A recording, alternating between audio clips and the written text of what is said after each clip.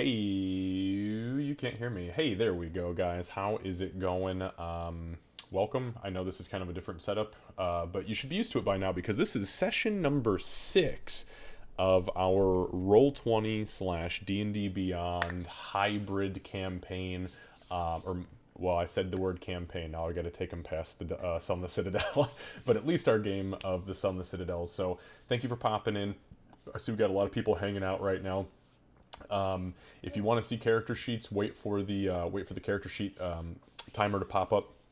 You can click on it because I am running with somebody else's account. I cannot tie it to my stream to do the integration, so just understand that that's not there. Or you can do, I believe it's exclamation point characters, I think, and that will give you a list of all the characters. So, anyways, I think that's it. I could be wrong. It's something like that. Candace, nope, that's not it. I don't know what it is then, sorry. Anyways, so yeah, bear with me. You guys know when I'm doing this, I have stream elements completely shut down on my end. I mean, it's still active, but it's working way behind the scenes. So for the purposes of this, you will see me only on here, and I will not be focusing on chat. But please feel free to hang out and enjoy what we've got going on. All right, so. All right. Oh shit! Did we lose Kat? Oh, there she is. Yeah, I'm here. I'm still trying to fix internet things that were working fine before 7. Of course.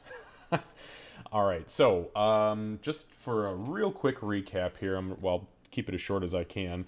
So the last time we played, you guys had picked up right in front of the twin skeletal dragon door, and as you were trying to figure out how the hell to open this thing, you heard something coming. You heard something moving very quickly in your direction from the direction you had come initially, which was kobold territory.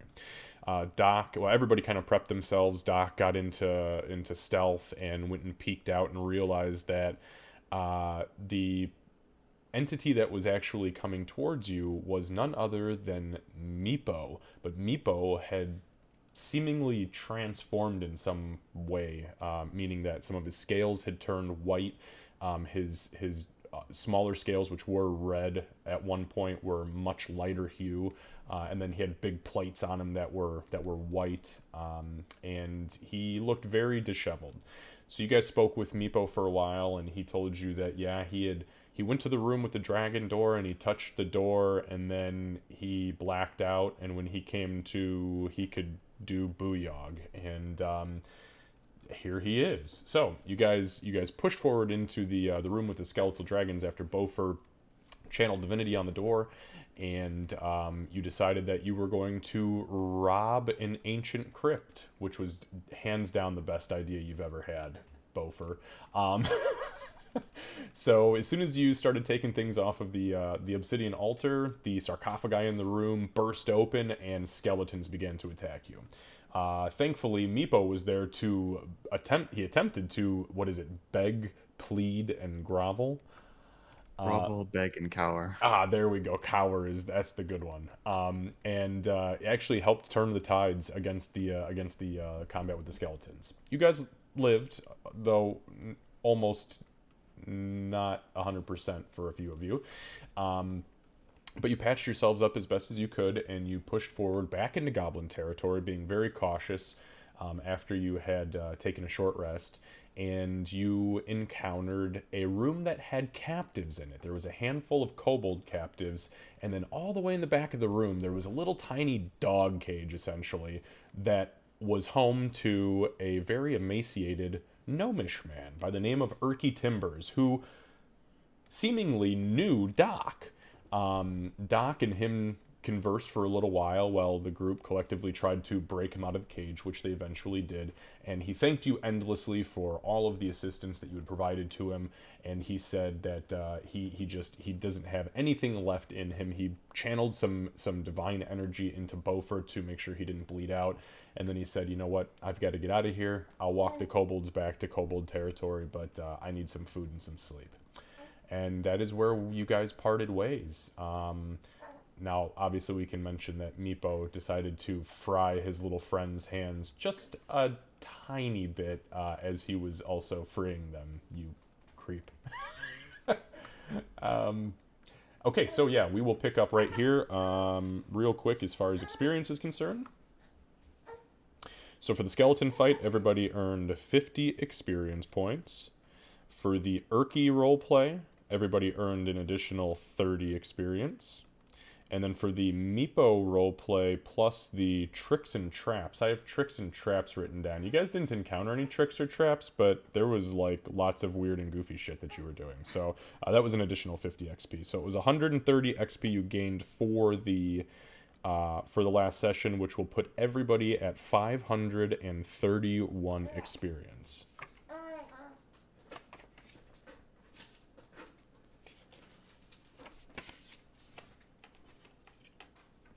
Okay, does anybody have any questions for me before we dive into the meat and potatoes?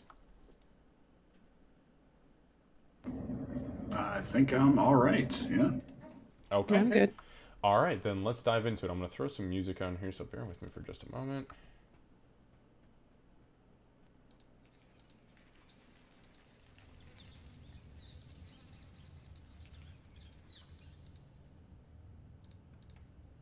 Okay, I am good on my end. So, you guys have just gotten Urki out of here.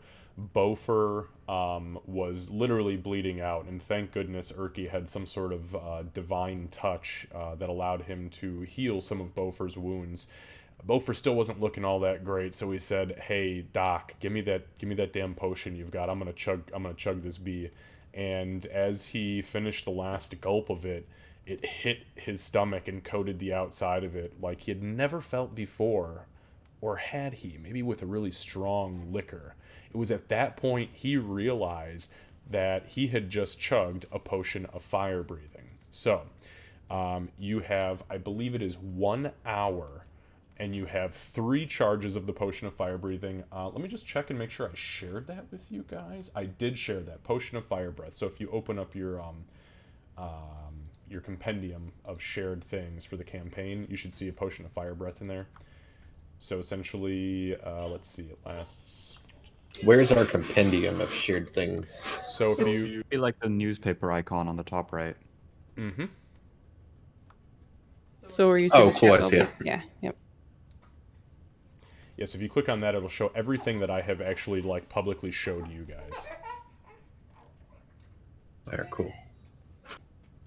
Speaking of which, when you guys encountered Urki, I wanted to show you this. This is who you saw in the little cage. Cute little bastard. Poor dude. What are you doing over there? He even has Doc's nugget. Yeah, right? Alright, so, with that being said, what would you guys like to do? You have not sensed any goblin presence in the immediate area, which is kind of wild considering you guys pretty much decimated their forces here and then went and slept or rested for like 5 hours. So, what would you like to do? I would like to go up to the, since I've been kind of patrolling the area, I'd like to go up by that door that we had secured and just listen and make sure. I'm not going to touch it. I'm not going anywhere near it because this is trap central, but I want to listen at it. Okay, go ahead. Yep, you scale the wall, no problem. Go ahead and give me a perception check.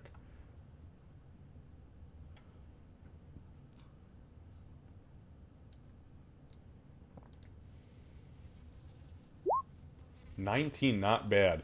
So you put your ear down to where there's actually a split in the wood in the door, and you can see on the other side. There is no visible light on the other side, but your dark vision picks up stonework.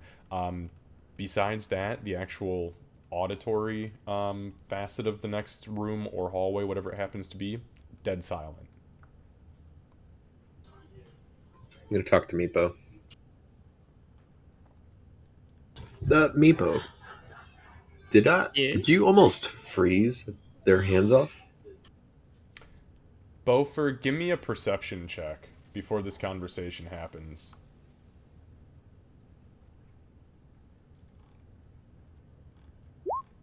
Nope.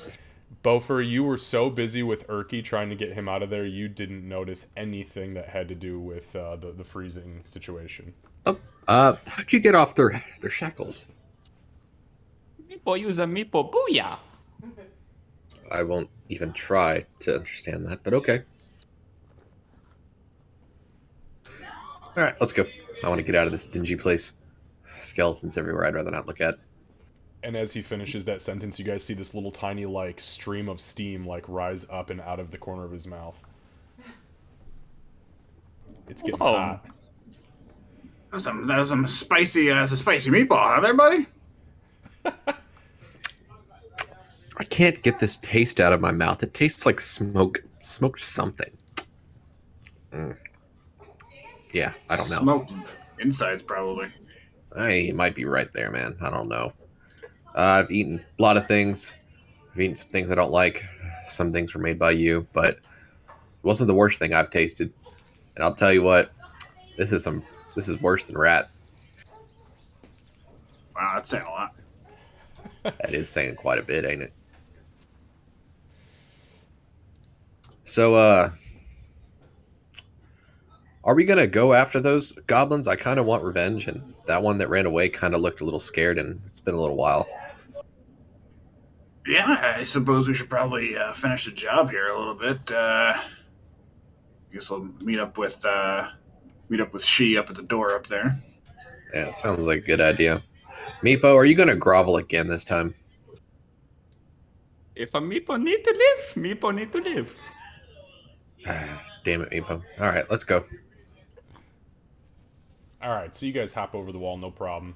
You get yourselves up into this little area where they were cooking. The bodies are gone, but the bloodstains definitely remain. The innards that had been splattered all over the walls, pieces of it still remain in this little alcove. However, the actual corpses are gone. So they got through our securing of the doors then. There are 2 doors here.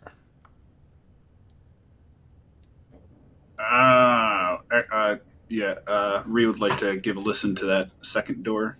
All right, yep, go ahead and give me a perception check. Okay, dokie.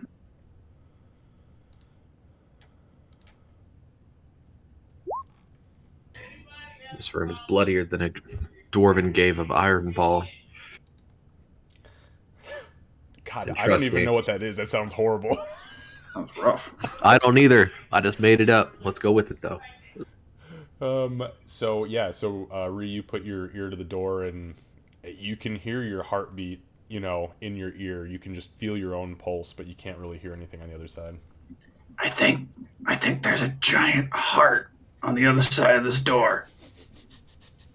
At that, I'm going to move over and I'm going to give Ree a look and then just listen. Ree, are you sure you weren't holding your breath? What? Yeah. No. Yeah, I was holding my breath. Damn it. Okay. Sorry. She go ahead and give me a perception check. Meepo thought the goblins were weird. I'm a goblin. Apparently, I'm just hearing them. Actually, it's kind of funny, because you put your ear against the door and sure as shit, yeah, it does sound kind of like there is a big heartbeat on the other side. It's weird. You see what I mean? Is this place alive? Both of y'all need to stop holding your breath. All right. Let the dwarf through. When I put my big belly out there and just move through. Okay. I'm going to listen to the door. Uh-oh.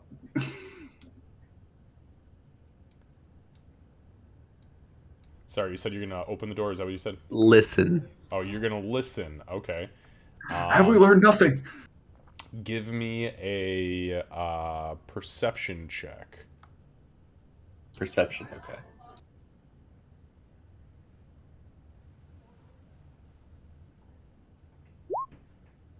That's a nat 20. Nice. I was really hoping it was going to be like the same fucking number.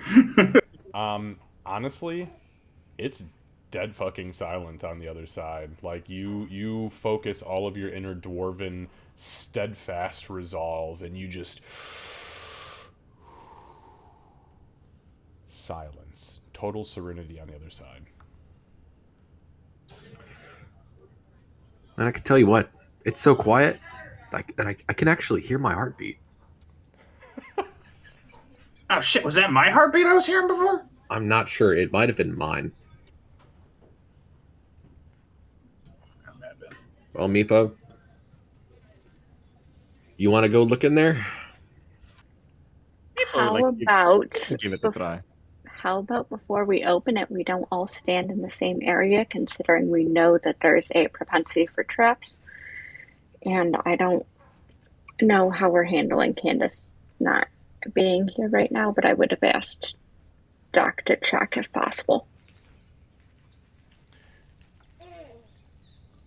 So do I roll perception too? Give me a sec here.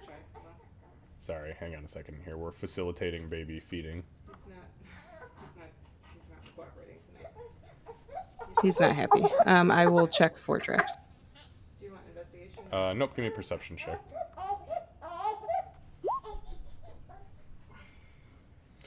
No, you give it the old college once over, and it appears to be just a door. I don't see any traps this time. I don't know how to feel about that. That's probably Well- fine. Well, this dwarf is not going through. First, at least. All right, I'll go through this time first. I am going to get out of this main central area before that door gets open, just in case. Okay. All right, Ree will wind up and kick the door open. Okay, go ahead and give me a strength check. Yeah! That would have been way. Oh, my damn! God, a nat Holy 20. shit!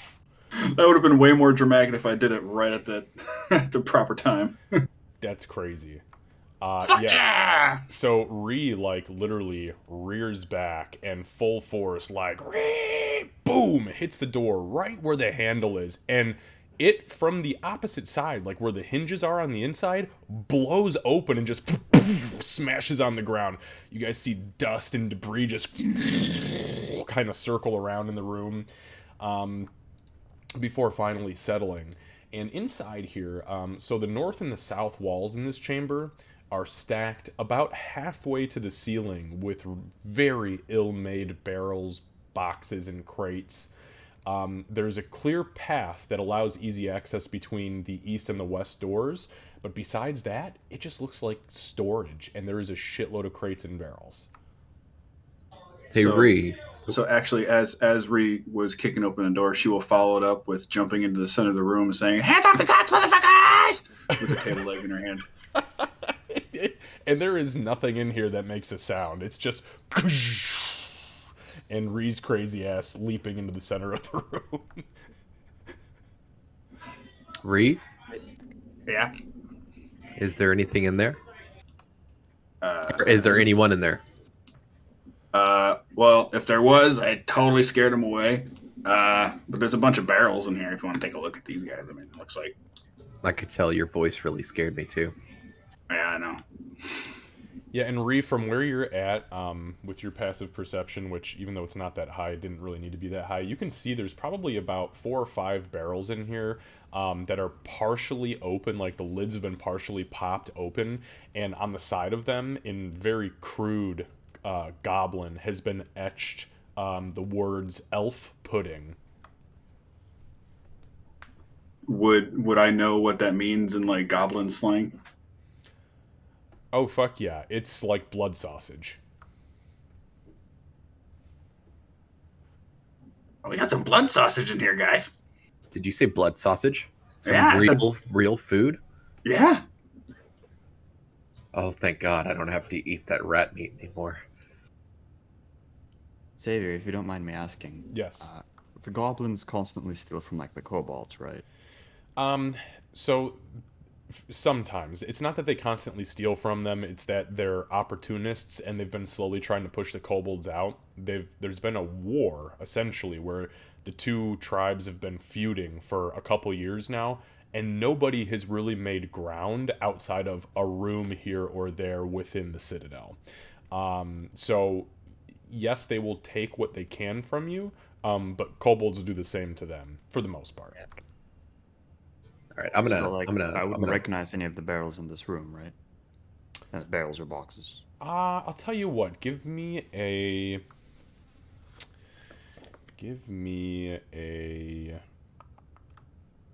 investigation check. Okay. While he's doing that, I'm gonna walk over to She. 0, here we go. I'm going to be watching back the way we came, Oh, I as didn't I roll out. normally do. Did it pop up? Yeah, it popped up on our end, Lucy. So you got a 14. So as you're looking around, you don't really recognize anything that belongs to Meepo. You don't really notice anything that looks like it's kobold make per se. It's all really crude and run down. You can tell that there are barrels that probably have water in them, for better or for worse, and then these weird elf pudding barrels. But nothing in here really looks like it was stole from Meepo. Now, and see, that's the thing about kobolds. So there's like kobold society in the Citadel, and then Meepo all the way at the bottom. You kind of existed in your own biome. So the short of it is, no, nothing here belongs to Meepo, but nothing here really looks like kobold make anyways. Okay.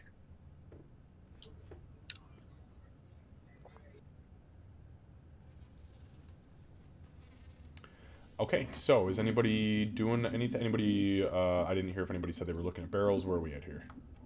So I guess I'll Ree will poke through one of the barrels that says has a blood sausage in it. By blood sausage, do you? I'm not really familiar with blood sausage, but is it literally just sacks of blood? No, so a blood sausage is it's really popular in like Eastern European countries, and what it is it's like usually like a ground barley mixed with either a pork, beef, or chicken, and then the blood of that animal is also mixed into it for mineral value. So yeah, like as you pop it open, it's pretty clear there are traditional like intestine casings, and there are literally, I mean, from about halfway up the barrel down, just stacks and stacks and stacks of these blood sausages.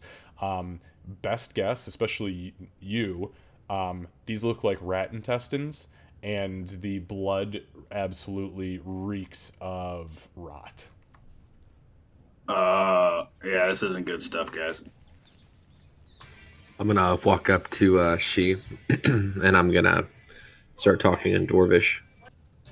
Hey, so about those figurines. So apparently they belong to Meepo. In Dwarvish, apparently. I didn't know. I saw them in a fireplace over there, and I saw Oh, you guys. him crying in the corner. How was I supposed to know that was his? Mm-hmm. Yeah, Ree will speak up. Yeah, those totally belong to Meepo. No, you're in the other room. Oh, I'm in the other room. Yeah, I can't hear yeah, you. we're 2 rooms away. Meanwhile, I'd like to like peek over, smell the rat like blood sausage, and be like, "Meepo think this is good shit." Yeah, it's actually not that bad, Meepo. You've definitely eaten worse. Like, Worse, yeah. you know, and by worse I mean Wow. like nothing for 7 days. Wow, holy shit, man! I won't They'll even. probably like I won't even grab touch one. this shit, and I have really low standards. So, what do you think we should do about this? Because I kind of feel bad because he has been traveling with us. Jesus, somebody's got a party going on in the background. Who the fuck is colleging it up over there? Is that you, Lucy? No. Oh, okay. Oh, that's okay. I got you. It's Boo Boo. Sorry. Apologies. No, it's okay. Sorry. Continue. I figure at some point when we camp, they are going to make it back into his bag, and that will be the end of that. I mean, we could just find it off one of these goblins and tell him we found something that looks like a dragon. Did he actually go to sleep? Like hard? Like out? If you want to try and actively lie to him, we can absolutely do that. No, Or no. he could just I find think them. I think you're right. I think we should do that. Yeah, I agree with you. We should probably just do that. Simple enough.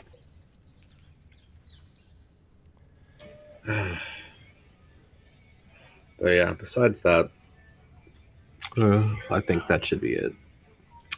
We'll talk about this another time. Is your infection, poison gone? I think so, but he's gonna pull up his chain skirt a little bit, his chainmail like shirt. There's still marks though, so I want to take a look and see if I can tell if there's any ick still there. Okay, go ahead and make a medicine check for me.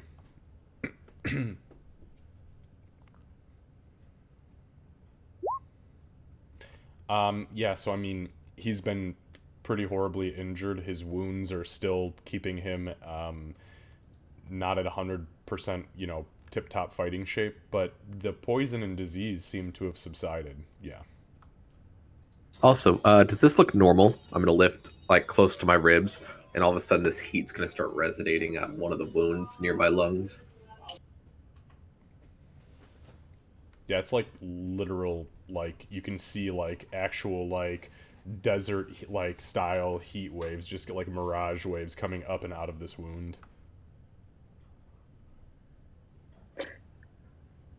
I don't think I've ever seen a fever quite like that before. How do you feel? It feels kind of hot. It kind of feels like a. Sorry. Jesus, boo-boo. But yes, it feels really, really hot everywhere. Is he showing any other fever symptoms? No, he doesn't have a fever. That's the thing. There is clearly no disease, and he is not poisoned anymore. This is something of either a magical or alchemical nature. Whatever it is, it's not natural, and I think we should just keep an eye on it. But from what I can tell, the poison's gone, the infection's gone. You don't look great, but Hey, that's kind of mean. I'm just gonna give him just the flattest look with zero emotion there, half orc style. Oh, you mean? Oh, okay. I see what you mean now. Shall we continue? I'd say we go to the rest of the group. Okay, so while that was happening, Meepo, and Doc, what were you guys doing? We'll say Doc for the sake of this has just been kind of poking around in the barrels, and at some point she would say, "Hey, there's looks like they've got a couple pints of oil sitting here." She holds up these little flasks, and sure as shit, it looks like oil sloshing around with a little rag corked in it. Ooh. Meepo wouldn't even hear. He'll just be like head first into like the barrel of blood sausage. Is he eating it? Oh yeah. Oh my god, give me a Constitution saving throw. Okay.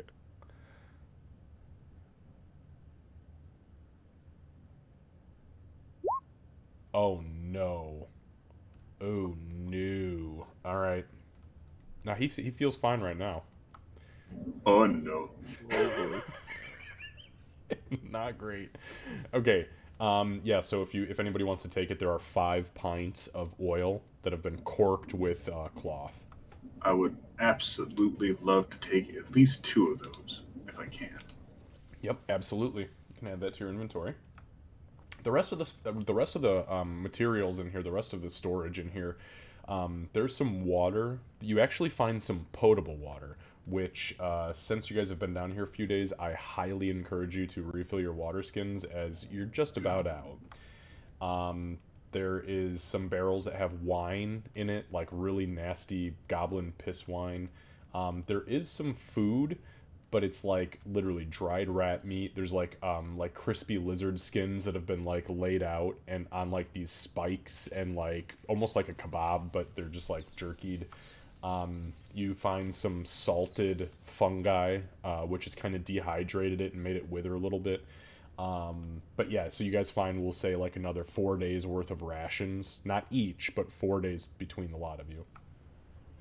Everything else is either fetid, rotten, or the barrel or crate is empty. For when we do go in there, is that the wine that I have a bunch of in my Yes. inventory at the moment? Yep. Wonderful. And for when we go in there, Dwarf, do you have any? Can you carry anything else? Um, I'll be slowed down a little bit more, but I believe I can carry some things. What would you like to be carry? I'd rather keep our speed up if we can. Um, is It'll anyone? it'll just maybe a few footsteps, maybe 3 or 4 footsteps, but I think I should be fine either way. I'd like to take some of this with for sterilizing future gut hash bites and similar. That's fine. I'll use some of that rope to tie it around me. Okay. Yeah, so we'll say about this point, unless anybody want to do anything else in the storage room, that you guys have made your way back into storage territory, or the pantry. So these guys walk back in. You guys are strapping up the oil, and Meepo is like In a halfway box. in a fucking barrel eating blood sausages. Hey, Meepo, are you able? Do you do that fire booyah? Meeple will pop his head out, probably like a sausage on his head. No, Meeple no have fire. Meeple only have cold booyah. Okay, actually, that's actually for the best. Okay, cool. Well, we got these oil flasks, and we might at some point need to burn them, like light them up and burn them, and people. So if we got any methods to burn this oil, that'd be good. I have a tinderbox. Yeah, and looking at the pints of oil, all it would probably really take is a tinder twig, and maybe it's tough to say how long it's going to take it to catch, but most of the oil has absorbed into like the part that is corking it, so there is active oil on there. This is just for reference from DM to players. This is a very volatile item. Have we seen a lot of we haven't seen any torchlight around here, right? Pretty much. No, pretty much nothing. And you guys saw a campfire in the room just before over here. But it was all However, cold. yeah, it was cold. Also, I would have filled my water canteen for sure. Yes, yep. I'm assuming Ditto. that. Yep, Yeah. and there is enough in there to fill all of your water skins to the max. So Okay. we'll make sure that we note that. And those water skins will last you about 2 days, just so you know. How much wine were we able to grab? How much wine do you want? There's like fucking 3 barrels of it. How much weight do you want to carry? That's the question there. And there are not like empty wineskins just hanging around, so you'd have to dump something else out to fill it. Oh, we have an empty vial. And if you're looking for actual antiseptics, Kat, just so you know, the healer's kits, when you use a charge of a healer's kit, it does have like herbal antiseptics in it. Like there are like essentially witch hazel soaked, cloth that you would get I squeezed know over. I'm thinking about the weird natural healing things that I stumbled upon. Gotcha. Understood. Yep. And that I don't fully understand what the hell happened, so yep. Fair enough. Yeah, you can carry as much wine as you'd like to, so. Up to 3 barrels worth. Please tell me you're strapping that to your back. Okay, guys, what are we doing? Okay, Check so this other door. yeah. Meeple will climb out the box and barrel. Okay, yeah, so, yeah, Meepo, you pop out of the barrel. You guys can tell his face is literally just like, it looks like he has just eaten a heart. It's bleeding so badly with all the blood sausages. But you can see that his belly is a little bit distended, like he probably hasn't eaten in a very long time. Probably should have slowed down a little bit on that big guy. Did it taste good, Xavier? Or like Meeple standards, I guess. Yeah, so I'll reference it like this. Compared to eating nothing for a week, it tasted delicious. Compared to potentially having just eaten and then eating a rotten sausage, not so much. But it wasn't terrible. I mean, you're hungry enough to have just been like, fuck it, I've torn open rats and eaten their livers. Like, I can deal with the blood sausage. Your Constitution saving throw disagrees, but for the time being, you're fine. All right. Okay, who's checking the door? Moi. Okay, go ahead and give me a perception check, please. Oh, that was cocked. Look at my screen. Yeah. I got a that's- 5. The digital dice never cocks. It was though. I mean, I I know, except the one, but visibly it definitely doesn't- visibly was. It doesn't work like that, though, unfortunately. Okay, so let's see here.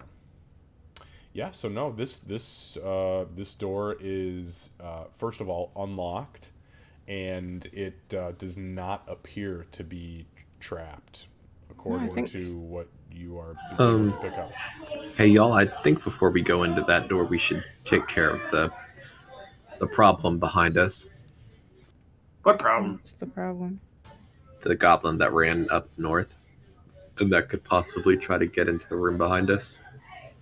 Oh, he had We hours to do that. barricaded that one. What was that? I'm pretty sure you guys sealed that door. I have a note here that you guys actually. Oh, okay, it's that sealed. door. Okay. I think they're getting lazy because this one's not trapped either. So I'm gonna take out my crossbow. Okay. I mean, goblins will do that. They will get lazy from time to time. Being as a goblin who had to deal with other fucking asshole goblins, I know what that's all about. You had to do double duty on the rat chasing. Exactly. Being a lazy asshole goblin myself, I mean, I know all about this. Okay, so you guys, you saddle up to the door, and yeah. Want me to go first? Kick that door down like I did this one? Fucking show that door who's boss. Do it. Hurry! 2. Kick the door. 1, 2, kick the door open. All right, give me a strength check. I realized Oh, I last saw time your I twins. actually rolled a strength saving throw, but still, that was pretty nice. That's all right. You would have knocked it open anyways. Oh no. Ow! Ow! Did the door The fuck they made this door out of titanium? Definitely stone. You go to kick the fucking door, and your knee just kind of like bends out to the side, and you're like, oh, what the fuck? It hurts, and the door does not budge. I'll pop her knee back into place. Bofer's is gonna whisper thaumaturgy under his breath. All right, go ahead and give me a stealth check. Sneaky spellcasting bitch.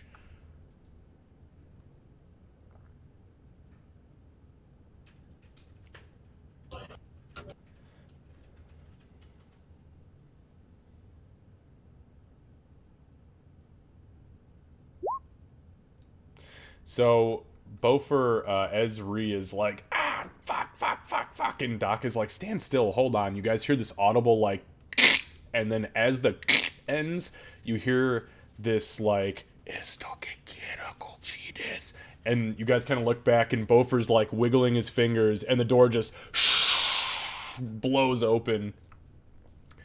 Okay, so I had that one. I know you did, Ree. You loosened it for him. You loosened it for me. I really Yeah. appreciate it. Welcome. So, inside this room, several torches are mounted in crude sconces and burn fitfully around the entirety of the chamber, which fills the air with a thick haze. There's a double row of marble columns carved with entwining dragons that run the length of the hall.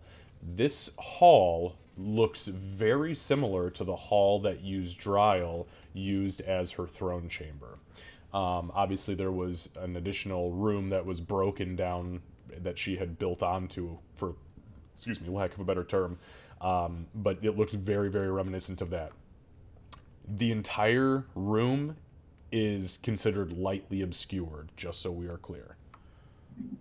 You said it was haze in here? Yes, very, very, very dense haze, because this is the first room you guys have been in where there are active torches. There's like 3 torches per column actively burning in this room, and it is creating a thick haze. It's not choking. There is a natural ventilation in here, so it's not like you're going to suffocate, but it is very, very dense.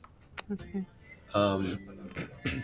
What do y'all think about me using thaumaturgy to make those flames go down a little bit so it's not as congested in here? I'm used to it because I'm always in a forge, but I don't know Can how you about clear y'all. the smoke at all with that booyah of yours? Make the flames smaller, so maybe. Sure, yeah, give it a shot. Yeah, so that is just so you know, your thaumaturgy does only last a minute, but it will make them dim. Fine with that. Okay. All right. So, give me just one moment here. So that is within range of 30 feet, and you can cast this spell. You can have up to 3 effects active at any time. So we will say, because there's 3 torches per column, that you can cast it on 3 of the columns for 1 minute, and that will potentially reduce the amount of smoke in here.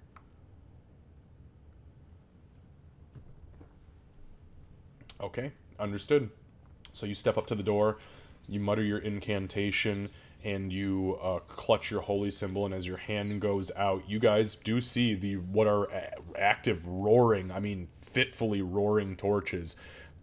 They shudder for a minute. These 9 torches shudder, and then shrink down to about the size of a candle head. The rest of the room still burns at full force, but these 3, for the time being, have very seriously shrunk down. All right, nice. And for reference, is it okay if my holy symbol is like my actual hand, like that glows?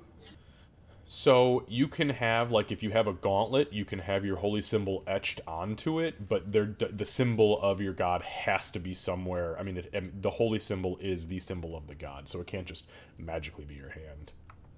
But Okay. you can have the symbol of your god on your gauntlet or your glove. I'll do that. Yeah. Yeah, perfect. That's fine. Especially since you're a jeweler, you could have it all nice and fucking fancy. That's a flavor text thing, so I dig that. Flavor. Blood sausage. Sorry. So, what do y'all Don't think worry about going to the first door since it's the closest? Man, fuck it, good at doors, any. I agree. Who wants to go first this time? I'm in. People. Okay, Meepo. Poor Meepo, man. I'm gonna stay back and not go into the room, but I'm gonna be right at the doorway with my bow Hey, ready. Meepo, before you go, hostiles. come here. Okay.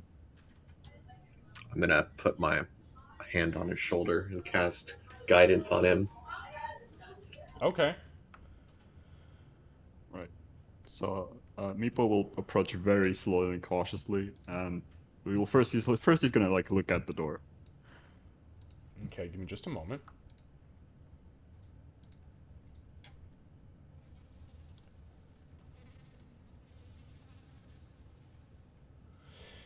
Okay. Yeah, so you look at the door. Go ahead and give me a perception check. Okay. Give me a perception check with advantage. Okay. And the D4? And I'll roll the D4. Yep. Oh. Yeah.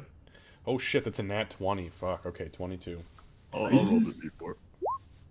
Hey, that's Cool. alright. 23 is alright. That's not bad. Okay, so Meepo saddles up to the door, and as you approach the door, a couple things. First of all, you, being a cold-blooded creature, do not mesh well with being cold, right? You need to be warm on an innate level. However, since your transformation, you have felt nothing but warmth even in the coldest depths of this citadel. As you approach this door, you feel a physical cold emanate from the door, which warms you literally to your soul. You begin to look up and around the edges of the door, and you realize that there is actual physical frost, not visible to most naked eyes, but your keen senses pick it up. The outside of the door has frost that has built up around it. People will like look up and like awe for a second, be like, "Whoa, Meepo find the cold door." Meepo, what's a cold door? Look, and he's gonna point up to like the ice. Oh, That. That's You that's different. You see nothing. Oh, okay. Oh, You nothing. See, right, everybody looks where Meepo's pointing. There's nothing there. Meepo, you 100% see frost built up on the edges of this door. Meepo, I think you're seeing things. Oh, it's dead. Meepo, promise.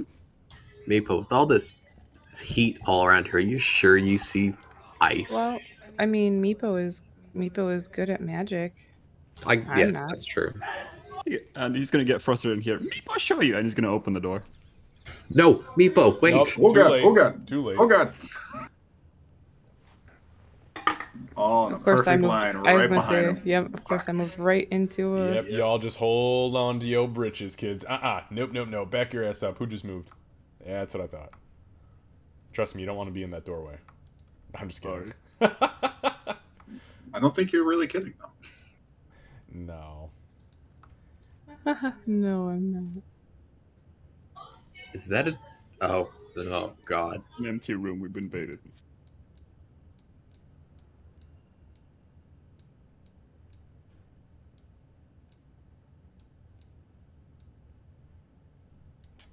Okay, sorry. They don't make it very easy to, like, reveal things unless you're using perfect squares, so rounded rooms are just awkward as shit with this program. Anyways, it's been great so far, so I love it. Alright, so Meepo grabs hold of the door and throws it open, and it opens with relative ease. One thing to note is that Ree and Doc, as soon as the door swings open, you feel a gust of cold, absolutely frigid cold fucking air burst from the door, and you see it kind of like, almost like physically move Meepo. Meepo, you feel the most comforting warmth you have ever felt in your pathetic little life coming from the interior of this room. Something about it is great. Ree and Doc, it is freezing. I mean, absolutely bitter, unnaturally bitter cold. So, mounted and stuffed animal heads adorn the walls. The mounting job is very sloppy, and the assortment of heads include things like cattle, rats, and other not particularly impressive specimen. A few grisly trophies share the wall with the animals, including, yes, a couple of kobold heads. Smashed and broken cabinets and small tables litter the periphery of the room, mute victims to some sort of rampage. A rusted iron spike stands in the center of the room, trailing a broken chain, and thin patches of frost coat sections of the walls, floor, and debris. So, for reference, this is the iron spike in the middle of the room, this thing right in the center. It has very clearly been broken to pieces. The room is in total disarray. There are heads stuffed and mounted on the walls, cattle, rats, kobolds, and most of the room looks like it's been tossed, essentially. So, you open the door. Meepo, you need to give me a perception check and give that to me with advantage. Okie dokie.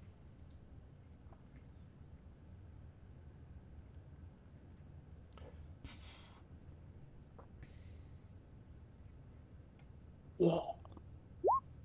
God damn, he did it again. Whoa, Exact no. same. He's just screenshotting and sharing. He's a cheater. He's a cheater. It's not a thing.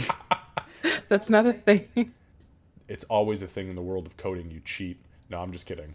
Okay, so, Meepo, you, as the door swings open, you start to take the room in. Your senses immediately become overwhelmed. You take a deep inhale, and you smell something wildly familiar. Oh, shit. Calycrix. I need everybody to roll initiative. What? What? It's a madrag. Oh no. I wasn't ready. I wasn't ready. Yeah, that's more Give me a like it. second. Neither was she. Sorry, I didn't have the initiative thing popped up. I apologize. Jeez, let's go. 15. All right, who do I need to change? Who rolled early? No, Doc is good. I had her clicked. Cat is good. Bofer. Okay, Bofer, what'd you roll? You got an 18? 18. I got a 15 instead of a 17.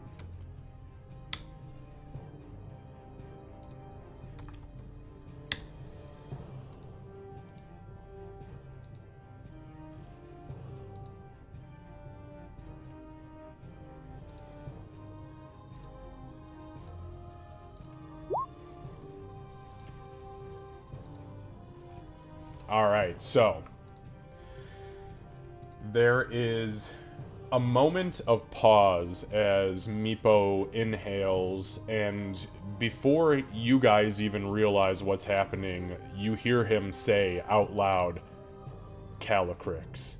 And that name immediately resonates with you guys as the dragon that Yusdrael was looking for. There is a absolutely ear-piercing screech that rips through the room, and from underneath an overturned table, this white dragon wormling, about the size of a full-grown Rottweiler, jumps out and begins to bound towards Meepo, icicles forming and drooling out of its mouth. As it gets right about there, it begins to inhale as it's running. Bear with me. Boy. I think I'm about to die. I thought this was your friend!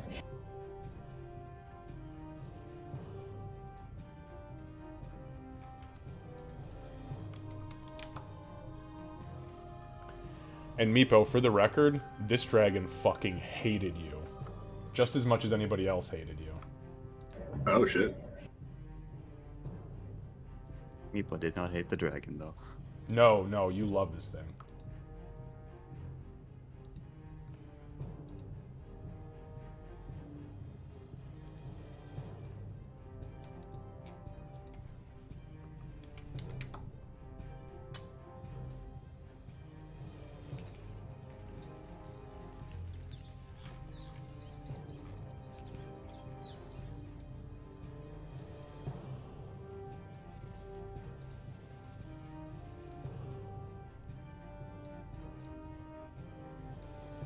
Alright, so. I think you're good, Candace. Oh, never mind. There we go. 5, 10, 15. Alright, so, sorry, I bought these assets. I'm sorry it took me a little bit long to figure them out, but I fucking love them so much, I just have to keep using them. So, yeah, so, as the dragon, the wormling, inhales, it gets up to the point where it's almost face-to-face with Meepo, and Meepo, you're like, oh fuck, it's gonna bite me again. Nope, it's about to unleash its ice breath, and it does so. So I am going to need a Constitution saving throw. Yes, Constitution saving throw from Ree, Doc, and Meepo, please. Okie I'm usually pretty good at these. Oh, hey. Aw, poo. It was almost a 19, Hey, let's and go. it was not. I'm rolling well Fuck tonight. me. Doc, deja vu. I don't like it. I don't like this at all. All right, who we got here? Who's doing all right? Okay, unfortunately, Doc is the only one who did not make it.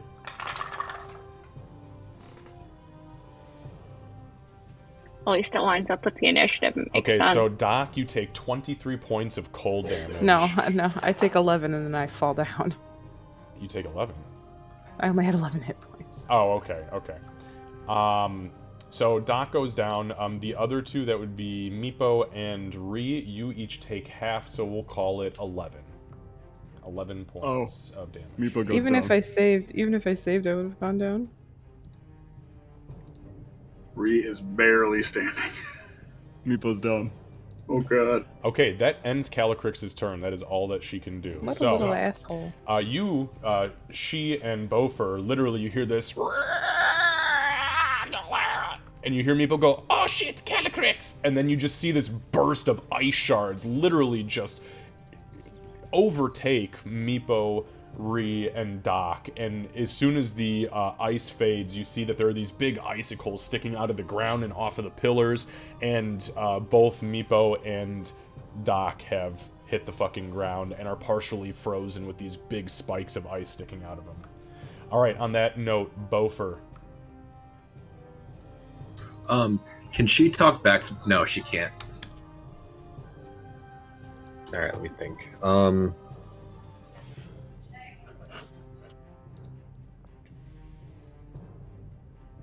Okay. Then I tell she, I hope you still have those manacles ready. It's on a dragon. That's gonna be fun to watch.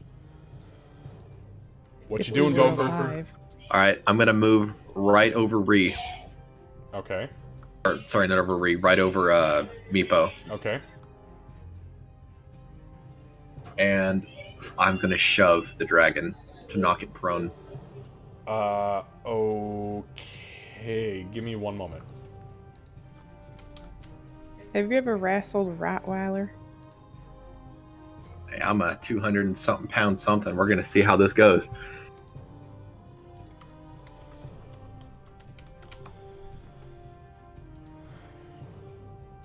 Alright, so, shove.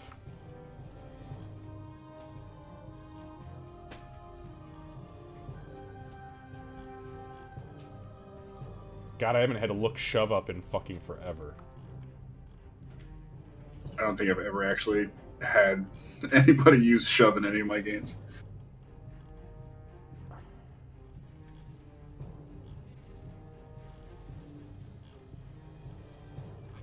What the fuck? Okay, here we go. Found it. Jesus Christ. That took me... I had to scroll through 3/4 of this fucking page. Shoving a creature. So you use your attack action and you make a special melee attack to shove a creature. To knock it prone. If you're able to make multiple attacks, you can attack with it multiple times. Okay. The target must be no more than one size larger than you, and it must be within your reach. Thankfully, this creature is medium, and it is within your reach. So instead of making an attack roll, you make an athletics check contested by the target's athletics check or acrobatics check the target chooses. If you win the contest, you either knock it prone or push it 5 feet away from you. So with that being said, make an athletics check for me, Bofer. And Calycrix will make a... Yeah, it's going to be an Shit. athletics Okay, check. shit. Sorry, I rolled twice on accident. That's okay, we take the first one, so that is a 5. Nope, I rolled a 22. So, you like jump over Meepo, and you're just like, boom! And you shoulder check this fucking thing, and literally, it's like shoulder checking an ox. It kind of like budges, and then it like looks up at you, and you see these big, nasty teeth just start to glisten with white and blue as ice begins to drool out of its mouth. Got any other actions?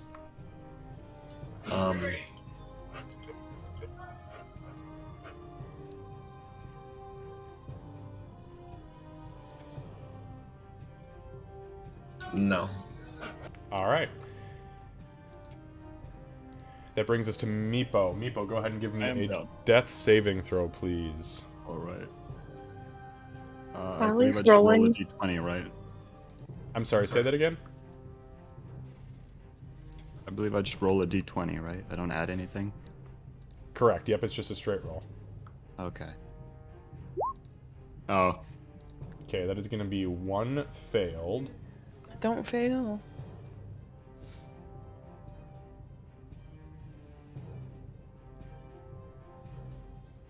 Alright, so yeah, Meepo, you begin to slip closer to death as you have taken now 1. And just so you know, I'm going to put over, and since you are dead, on if you touch your token, the red thing is going to be your number of fails. Don't know why it put a smiley face. Okay, so the red is number of fails, and your blue is you're supposed to be your armor class. I don't know why it doesn't have your armor class on there. You can add that if you want to. Anyways, let's jump to Ree. Ree, you see fucking Bofer try to shoulder check a dragon and fail horribly. I kind of thought that might happen. So we want this little fucker, big fucker, alive, right? That's what the task was. Or actually, I know our overarching goal had nothing to do with this guy at all, but so far as the Kobold Queen is concerned, she wants him back alive. So yeah, so Usdrile had pretty much said, if you can get my dragon back, I'll give you a magic item from my throne. If you can get my dragon back and get rid of all the fucking goblins, I'll give you everything on my throne. Right. Okay. And how did the door open? Did it swing outward or did it swing inward? No, it swung in. So towards the dragon. Towards the dragon, which is now standing in a way that it cannot. Okay. All right. Well, guess I'll just shake off the ice chunks and try to. Oh, actually, you're blocking the door, aren't you? He is. Yes. All right. Here's what I'm going to do. I'm going to step up to here, and I'm going to shove you out of the way now. Yes, do it. I want to shove our healer into this corner. Okay, sounds good. Go ahead and make an athletics check, and Bofer make an opposing either athletics or acrobatics. Your choice. Oh no. You did it backwards, just so you know. You should have done that against the dragon. And I. Oh my god. Oh, and Ree said, "Fuck you, strong man." Fuck you. Okay, so yeah, Ree, you shoulder check the dragon. The dragon begins to inhale. It's like it's gonna breathe on you again, and all of a sudden you hear Ree, boom, and you just get fucking, thrown into the fucking corner. Yeah, just there is perfect. I assumed, you said you were gonna do the 5 foot instead of the knock prone, right? Yes. Okay. Yeah, I don't want him prone. I just want him away from the door. Yeah. Understood. Yep. And I guess Ree will just kind of hang out here with her table leg in her hand. I know I can't prepare an action or anything like that for if it comes out of the door, but at least I'm not standing in the door anymore. That is fair. All right, Doc. Oh no. Hold on. Yeah, this is not a great situation that you guys have gotten yourself into. It's alright. Oh, it didn't come across. It's an 18 in a. Yeah, it's an 18 in roll 20. That's so weird that it's not coming across. I don't Yeah, understand. just the regular rolls don't come across. That's why I was doing con rolls before, because I don't have anything to hit. I see. You mean just the roll? Okay, yeah. So what? Okay, so just so you guys are clear, if we just do a straight roll, never do it in roll 20.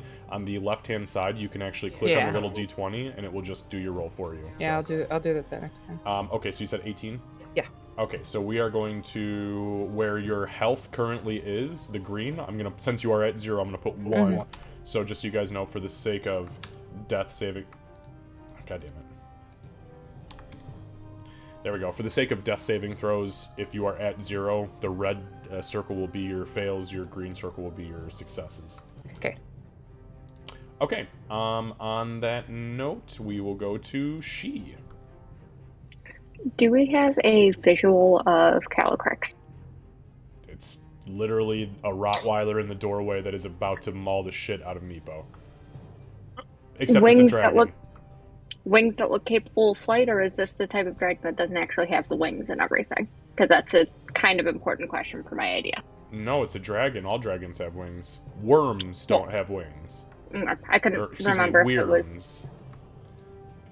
Couldn't remember which it technically was, so okay. Oh yeah, this little fucking fly. It's definitely got some wings. Actually, you know what? Here, give me 1 second. I got something for you guys since we're here. Yeah, they just look like mini dragons is all. Yeah, I got this little gift for you.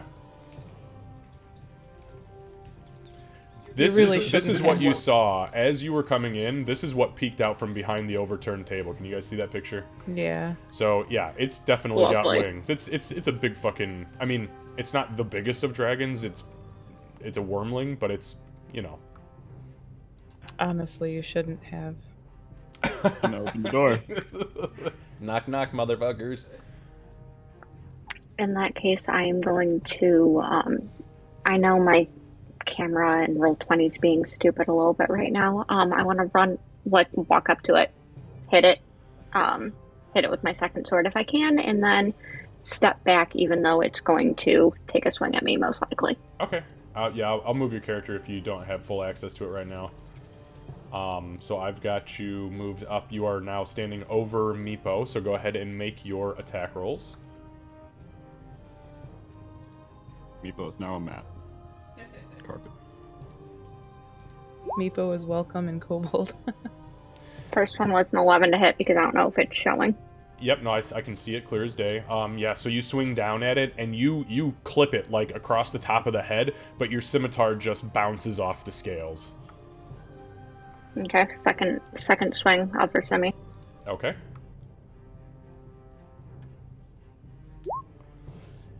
Again, you swing down, you hit it like in just above the same spot where you were, and you see some of the scales start to peel up, but they're just too tough to penetrate at that point, but you were very close to actually hitting flesh. Yeah, then I am going to step back to where I was, even if it swings at me. Or step back kind of off to an angle. Okay, did you want to go back in the other room? Sorry, I'm moving your character here. That's 5, 10, 15. Yeah, so... I saw that thing breathe a whole bunch of hell, and I don't want to be in the middle of that. So. Absolutely understood. It sucked. It is going to take an attack against you. Yeah, that's fine. As you just tried to assault the shit out of it. So yeah, that's going to be a 24 to hit, which I know that'll hit. And then so you're going to take 11 points of piercing damage. Okay. And you're going to take 3 points of cold damage. As you begin to back up, and it literally, as you begin to back up, it latches onto your thigh and knee, and as it starts to crush through your leather armor, you feel this cold just pulsating, and you look down and you realize that a good portion of the flesh around where this thing had bit is now immediately frostbitten. All right. I'm going to say something that's very unkind in Orcish, and that'll be what I can do. Okay, that brings us to Calycrix. How much damage was that total? Because I want to make sure I'm changing it on your 14 for her. 14, okay.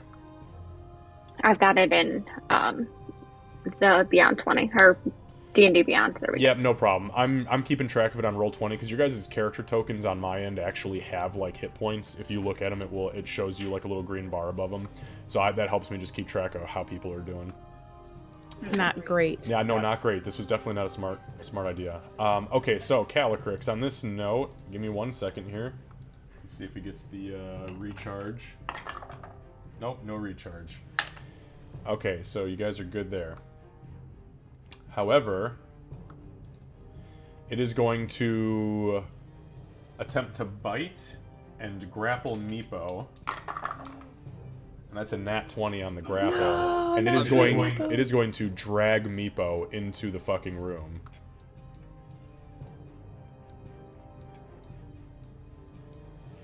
So it cannot take its attack because it used that attack to grapple, but Meepo has effectively been grabbed up by this thing, and you see Meepo's body just get dragged across the fucking floor as it is backing up very quickly and starting to shake and toss its head like an angry dog that has a toy in its mouth. And that's going to end its turn. I really didn't like Meepo. Bofer. Shit. Do more than that with your turn, please. Don't just shit. Shit, and I end my turn. I would like to punch Ree in the head, and I end my turn. What is the... That would probably kill me. What is my charge for my breath weapon? Or, what's the info on it? Can you send that to me? Dude, it's in your, if you go to your, if you just go to the compendium, I sent it to you. Everybody has access to it. Everybody can icon. Go to the journal, and then click Potion of Fire Breath. And that is just on you. So you essentially target as a bonus action. As a bonus action, you get to do this on top of a regular action. A target within 30 feet of you has to make a dex saving throw or take 4d6 fire damage on a failed or half as much on a successful, and you get that 3 times in the next hour. Well, 45 minutes now. All right, I'm gonna 1, 2, 3. And I'm going to use it on the dragon. That is what I like to hear, to be honest. I was hoping you were going to do that last round, too, but here we are. All right, are you guys ready for this saving throw? Oh, sorry, what was the dex save? It was a 13? 13. Yes, it's a 13 on there. That's a nat 20, so Oh, for it fuck's does sake. save, but go ahead and roll the 4d6 for me, because it's still going to take half damage. Lucy has a question. Alright, give me 1 second, Lucy. Alright, so how do I do this? 4d6. So you go to the little icon, do not do it in D&D Beyond, go to the little D20 icon below my face on the screen, and then you go to the D6 and go to the little thing that says 4, and it will roll 4d6 for you automatically. Beautiful, 17, so we're going to divide that by 2 and call it 8. And for my action, I am going to use the spell Toll the Dead. Since it's already taken damage, it's going to be a d10. Okay, perfect. Give me 1 second for that roll. Lucy, what's your question?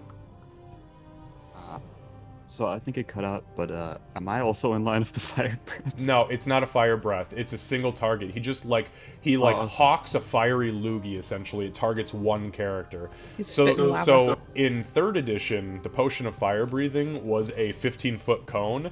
In 5th edition, it targets a single enemy. So, And but yes, no, don't worry, you're okay. thank Garl for that. Okay, and what is your saving throw? You said it's a wisdom saving throw. It's going to be wisdom save of 13. Not good. 7. Nope, I rolled a 7, so go ahead and do your damage. Oh, that's a lot of fucking damage, isn't it? 8 damage.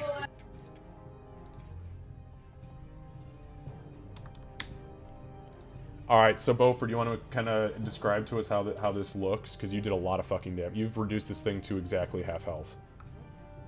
So basically, it's gonna... The fire is gonna almost completely melt its wings through, and the necrotic damage is gonna start decaying its teeth. Well, that's fucked up. A few of its teeth.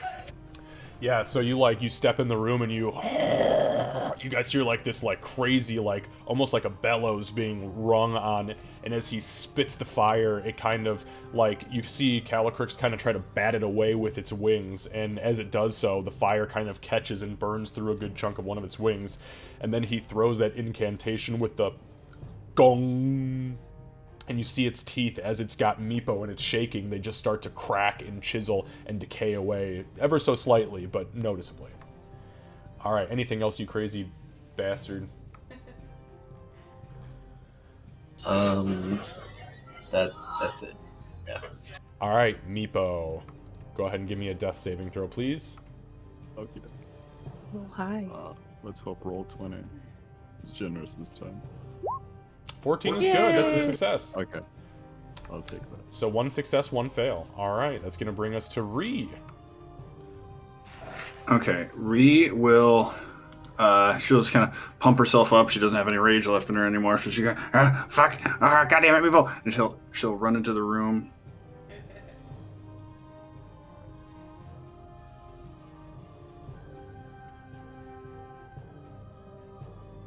All right, so is that because that would technically be 20? Well, all right.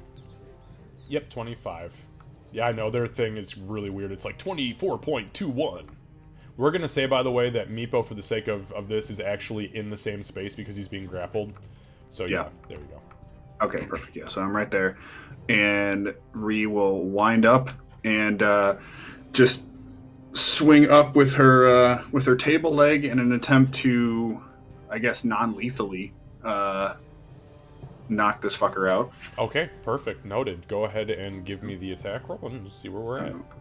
Okay. Okay.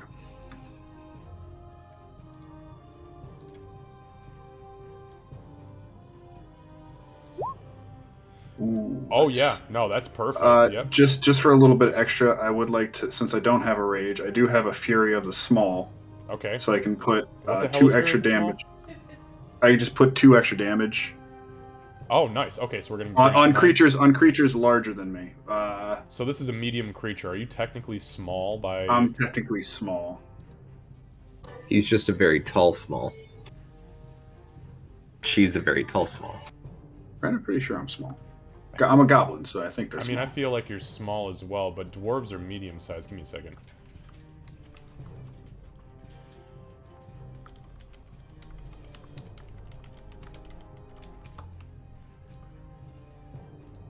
Yeah, your size is small, 5th edition. Okay, so yeah, that's what All right, perfect. Yeah. Oh, yeah, right here. Yep, 40 to 80 pounds. Your size is small. Okay, cool. So you are a small creature. It is medium. So yep, that does work. All right. So we're looking at. You said, I'm sorry, 9 points of damage. Total of 9. Yep. All right. All right. So that was my movement. That was my action. And I do have. That's not going to give me much because I only have. What do I have? I have 20. Oh shit! I have 20 feet of movement. Why do I have 20 feet of movement? Am I encumbered? You might be encumbered. Oh shit! I'm encumbered. When the fuck is Because you're that? carrying the oil? I mean, you guys have been picking up a lot of stuff. Okay. Actually, I think it's because I picked up the manacles. Fuck. I mean, here's what I'll say about that. If Ree would have picked up, like, the oil flasks or something that was like, oh, I'm not moving that fast, I know damn well she would have said, I can't carry this shit. So if you want to take something off that you've picked up recently that will put you back under that, just drop it from your inventory. All right, yeah, I'll drop the manacles because they're heavy as fuck. I mean, Ree is a fucking survivor. There's no way in hell she would have... All right. Bloop. All right. There we go. Now I am unencumbered. Perfect. So you swing up at this thing like you're playing a game of golf, and you crack it underneath the jaw, and it actually, like, you see the chin split down the center, and a tooth falls out. It actually starts to let go of Meepo as its eyes, you see, like, water coming down its eyes, and then freezing into these small icicles. Like, it just got fucking clocked. Ree yells, "Drop it! Drop it!" All right. That brings us to Doc. Oh, sorry, go ahead. Did you have another action, Kevin? Well, I was gonna say I do have a bonus. I do have the nimble escape, but it's bonus action and only will be able to have me move back 5 feet. And that doesn't. No, it doesn't help. I'm done. Okay, fair enough. Doc, death saving throw, please. Okay. Make sure you do it and roll 20, please. Oh no. Oh, a nat 1 is 2 fails. That puts you at 2 failures and 1 success. Not a good way. She's reverse Winnie. Give me a medicine check, please. This is a passive wisdom medicine check. Oh shit! Did we lose she? Yeah, it looks like she. Oh damn. Well, I mean, I Oh no, rolled a she's six okay. here. Okay. Yeah, my connection's just stupid. I rolled a 6, but I can't really see super well anyway, I don't think. Yeah, she got it. It's an 8 total. How are you guys seeing this? Where So if you go this? to click that. Okay, I see. Oh, it Oh, just it came is a through 6. mine. It's a 6. Yeah, I gotcha. Okay, so yeah, disregard that. Never mind. All right, Doc, that's it. She. Yeah, that's it. Sorry, I can't do I'm much going. for a 6. Yeah, I'm gonna move in. If I can't tell if I'm even close enough to be able to get to Calycrix in a single movement. But if I can, I would like to move up, It would be flip my 35. semis, and fuck. Yeah, I don't know course what it'd your be movement 35. is, but to get into melee with it, it's minimum 35. Well, in that case, duh, I'm a ranger. I was gonna say, where the fuck is that longbow, yo? Yeah. Took me a second. And I'm going to shoot up if I can. Sure, I'll move you a little bit here. Do you want to just stand in front of Doc? Yes, please. I Okay. would Yep. very much like to. Perfect. Go ahead and give me your ranged attack roll. Make sure you subtract your arrows.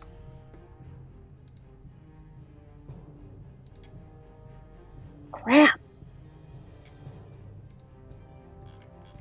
So I'm seeing a 10. 10 to hit. Nope, unfortunately. So you fire, and Ree, from behind you, you hear like this, and then there's this crash against the wall as an arrow just slams above Calycrix's head.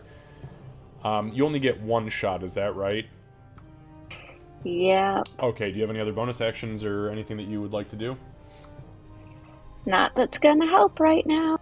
Okay, give me 1 more medicine check. This is another passive medicine check since you are pretty much on top of Doc.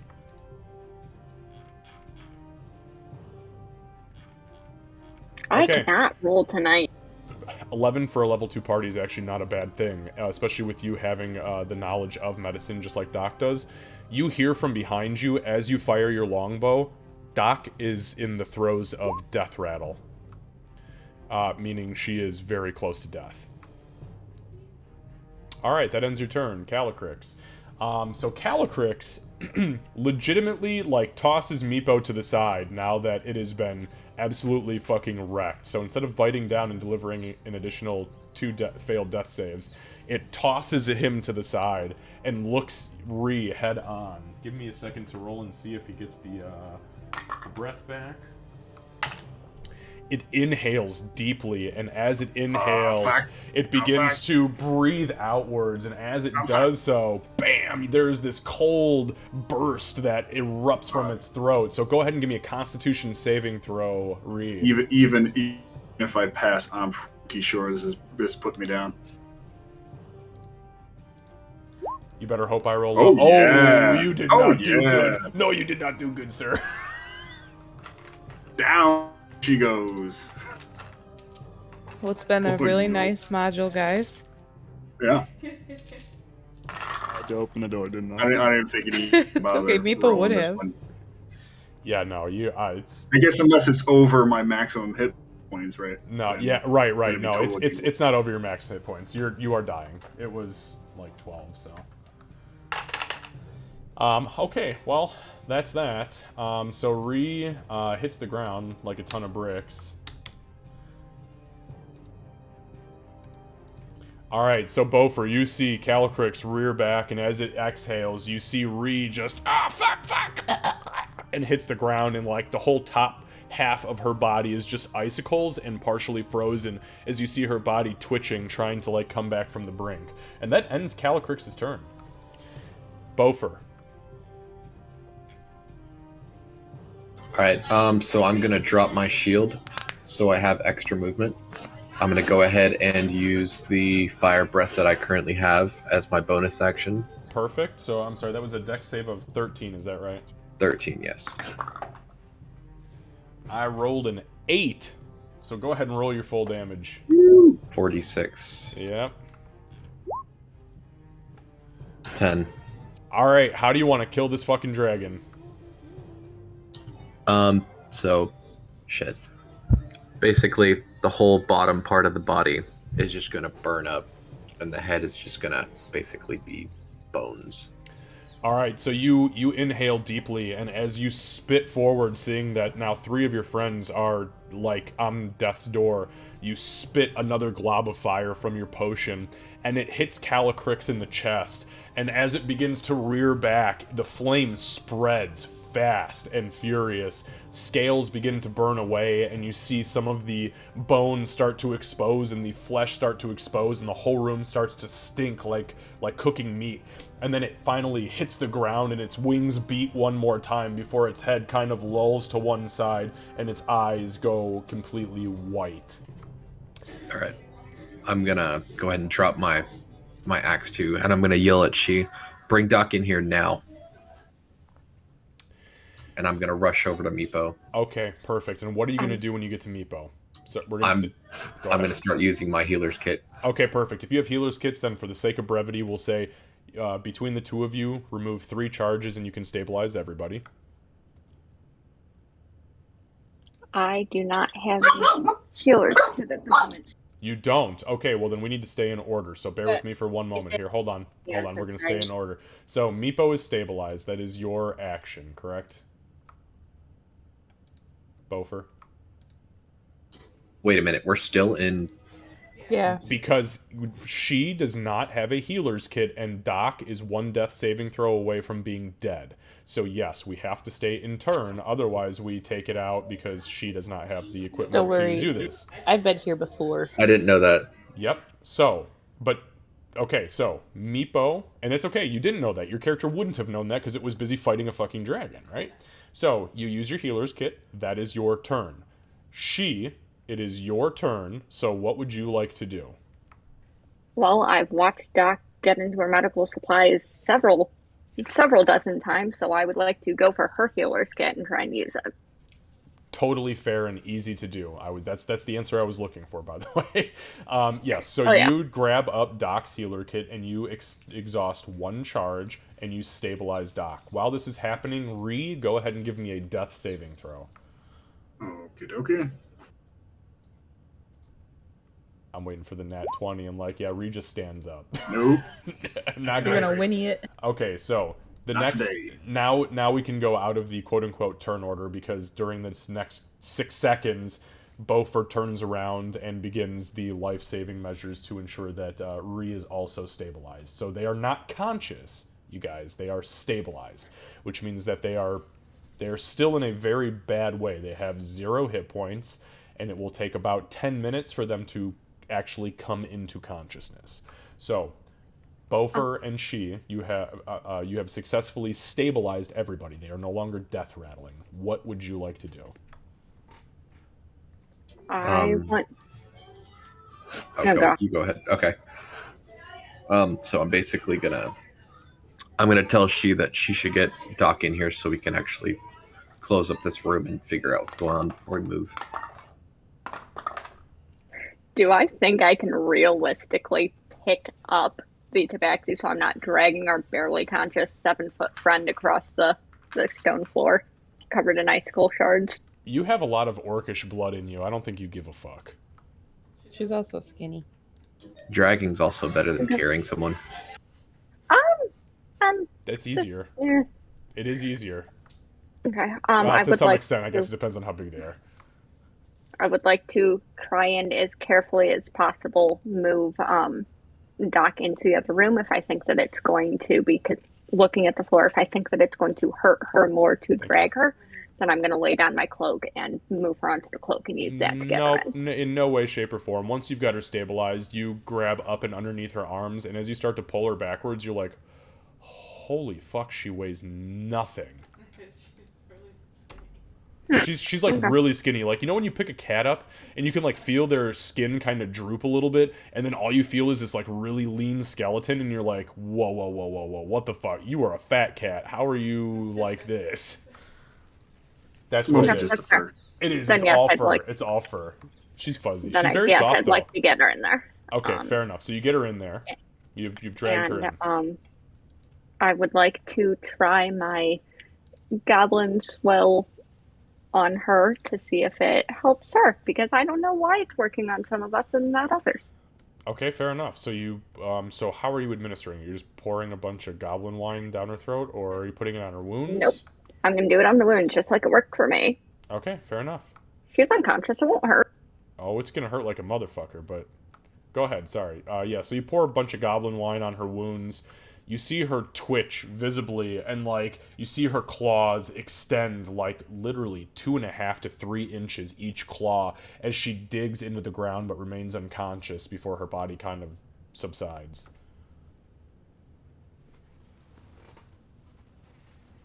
That's what I had. I'm not a doctor, and I'm not a healer. Fear it.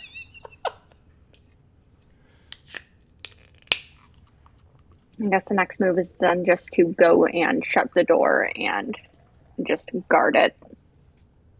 Okay. Yeah, we should Jesus, probably. Beaufort.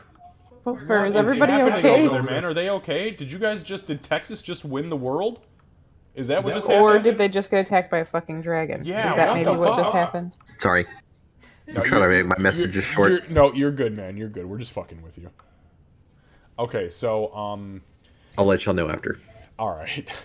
So yeah, so you guys come in, you close the door, you're laying here, you're sitting here and kind of just like, what the fuck? Are you guys doing anything in the next 10 minutes before these guys begin to come to consciousness? I'm gonna start looking around the entire room. Okay, and what are you looking I'm just for? gonna guard. You said what does the room look like right now? Oh, it's fucked up. The whole room looks like it got tossed by bandits. I mean, it's like, what? Actually, you know what? Give me an investigation check, Beaufort.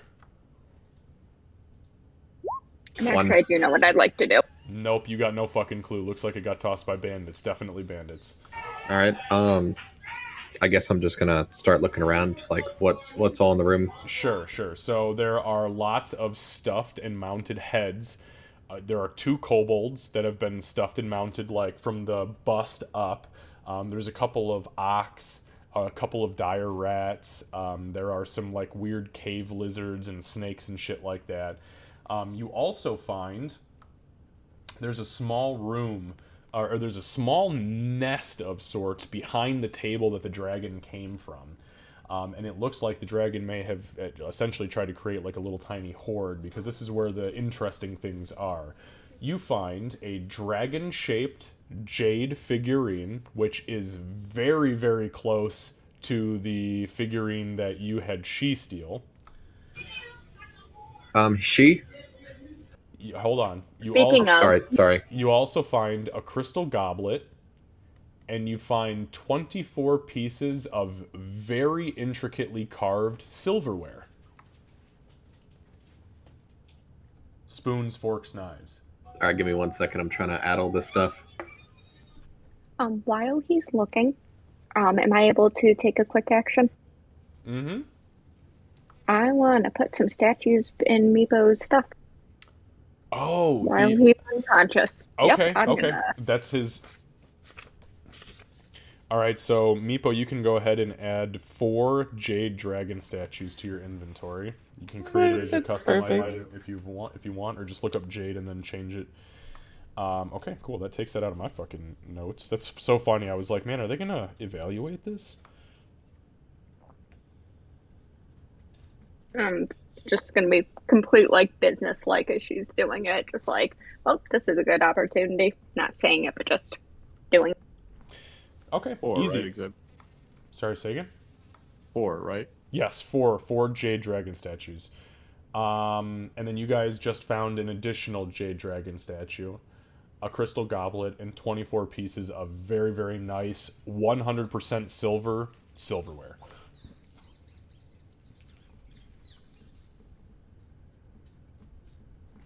And then I would like to go and remove a couple of scales from Calicrix. Okay, go ahead and give me a nature check, please. No, don't do that. Give me a survival check. That's okay. Your nature is noted, but give me the survival. There we go. Yeah, no problem. It was a wormling. It was really easy to peel scales up, teeth, whatever. There weren't many scales left after Bofter fucking torched it. But there was enough that you could take off a couple of the throat scales that are really obviously like white dragonling scales. So, I mean, are you trying to skin this thing, or are you just trying to take a couple for like, hey, we got it? Yeah, proof trophies, that sort of thing. Okay, yeah, so I'm pretty used to taking trophies from things that have been... Easy. Okay, easy. And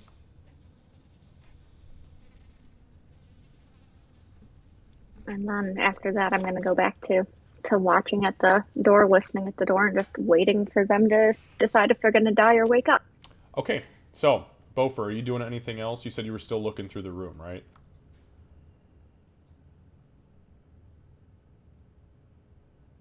Yeah, I'm looking at the room still. All right, Bofer, real quick, give me one more perception check. I'm sorry, investigation check, not perception. 3. All right, disregard. Okay, so for the sake of brevity, 10 minutes goes by. About 10 minutes goes by. 15 for Doc, as she was real close to death.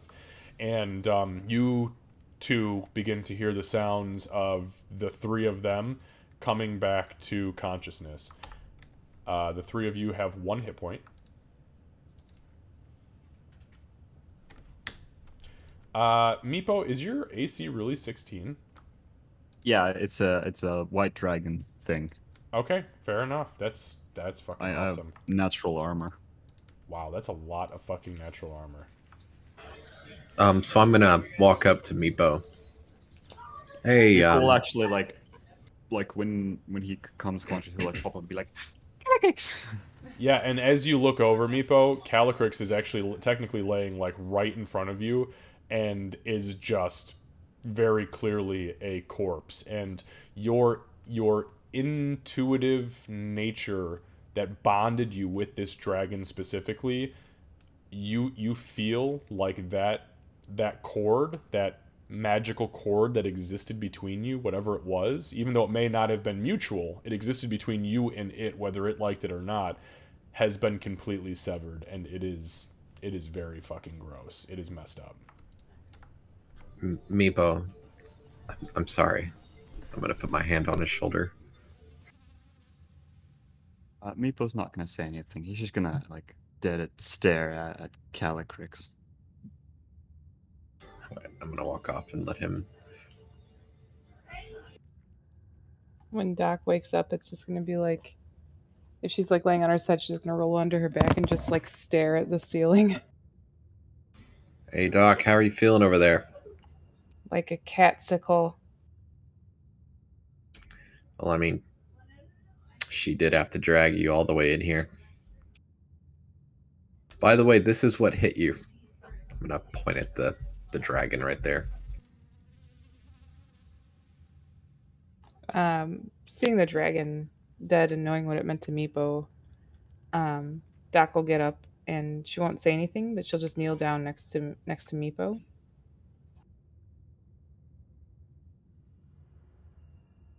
She's just kneeling next to him.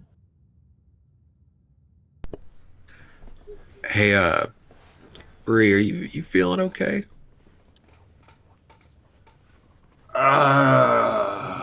Nope. Definitely not. Everything hurts. I'm just gonna go ahead and look at Ree. What do I see? Oh, Ree is fucked up. Ree is... I mean, all three of these guys that just came to consciousness, they are literally still on death's door, actively bleeding. I mean, like, innards are exposed, like, holding their guts in. They're all at 1 hit point, like, very clearly. I'd like to think we're also like I have like ice dripping off my fur, like at the tips of my long cat ears are just dripping. Yeah, ice. Ree, I wouldn't recommend looking at yourself. So just sit there for a few minutes. Yeah, I'm just gonna roll over, go to sleep, guys. Dude, I can't do this whole conscious thing right now. We'll wake you up in a few minutes. Okay.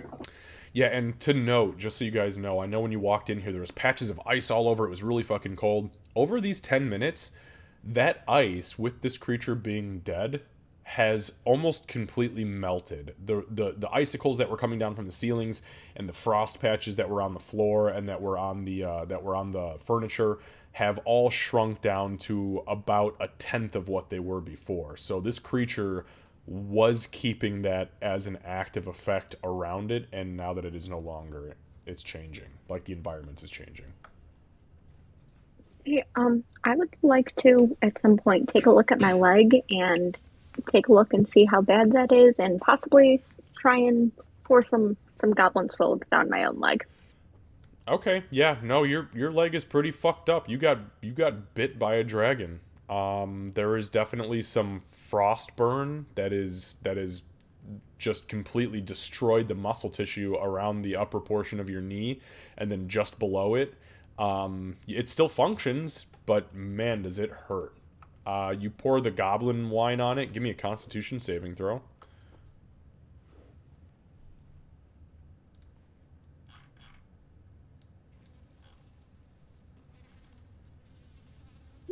I don't think I've rolled double digits in at least the past 12 rolls. So you guys are kind of sitting there chit-chatting and, doing your thing, and from you hear her, "Ah, fuck!"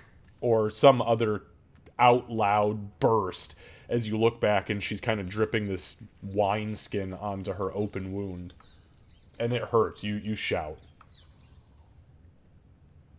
Hey, are you okay over there? What are you doing? I'm gonna close my eyes and just try and like power through it, and I'm gonna just hope that whatever fuckery worked last time is working again. Do you have spell slots left that you can cast something with, or no? Nope. Okay. This just worked before. It's sheer hope. We're all pretty tapped at this point. Yeah, fair enough. Yeah. Yeah, Doc is gonna, like, in the space there with Meepo, she's gonna, like, find a good spot to lean up against the wall. Okay. And just lean back and probably pass out. Okay. All right. So, what is your guys' intention at this point? There's a Oh, dead. bastard. There's a dead dragon in here. You have taken a long rest followed by a very short amount of time and then a short rest. So you're only about halfway through this day. However, why don't Doc and She give me a...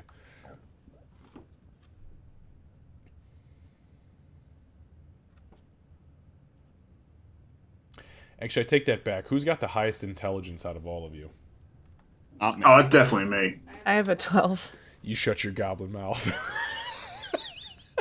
-1, baby. Oh, God. Ooh. I love it. She, Bofer, who's got decent intelligence? Anybody? I've got a ton. I'm wisdom focused. All right. And Bofer, you're just a fucking idiot, aren't you? Hang on, I know. I have 10 intelligence. All right. Wow, your So I think highest she's- intelligence character. Man, you fuckers It's need your a rogue. wizard. You guys need a wizard. That's okay. Rogue having a decent intelligence is good. Too bad you've got about as much intelligence as the average farmer.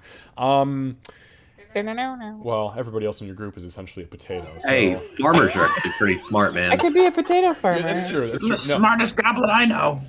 farmers are wise. They learn through experience and use wisdom. Their intelligence, potatoes. Okay, so Doc, give me a... You can either give me a nature check, or you can give me an investigation check. Your choice. Investigation. Oh, it was almost a 20. 17. So,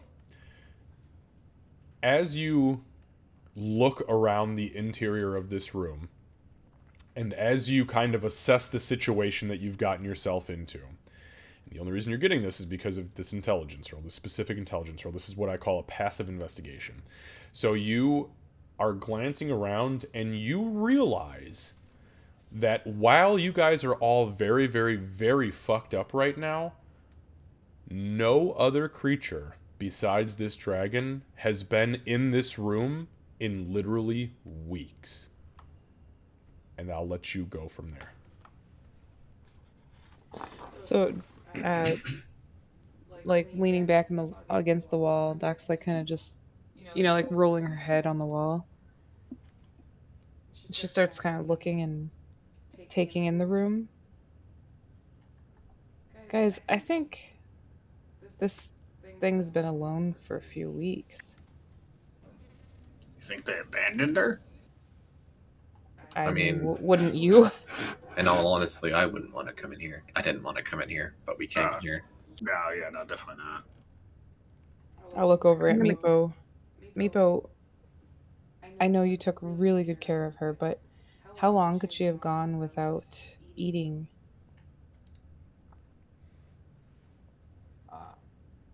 Xavier, do I know? Meepo, give me a nature check with advantage. Okay. Nature. Oh, no. Meepo doesn't know much, but he does know dragons. That's only one. Hey, that one's better. There you go.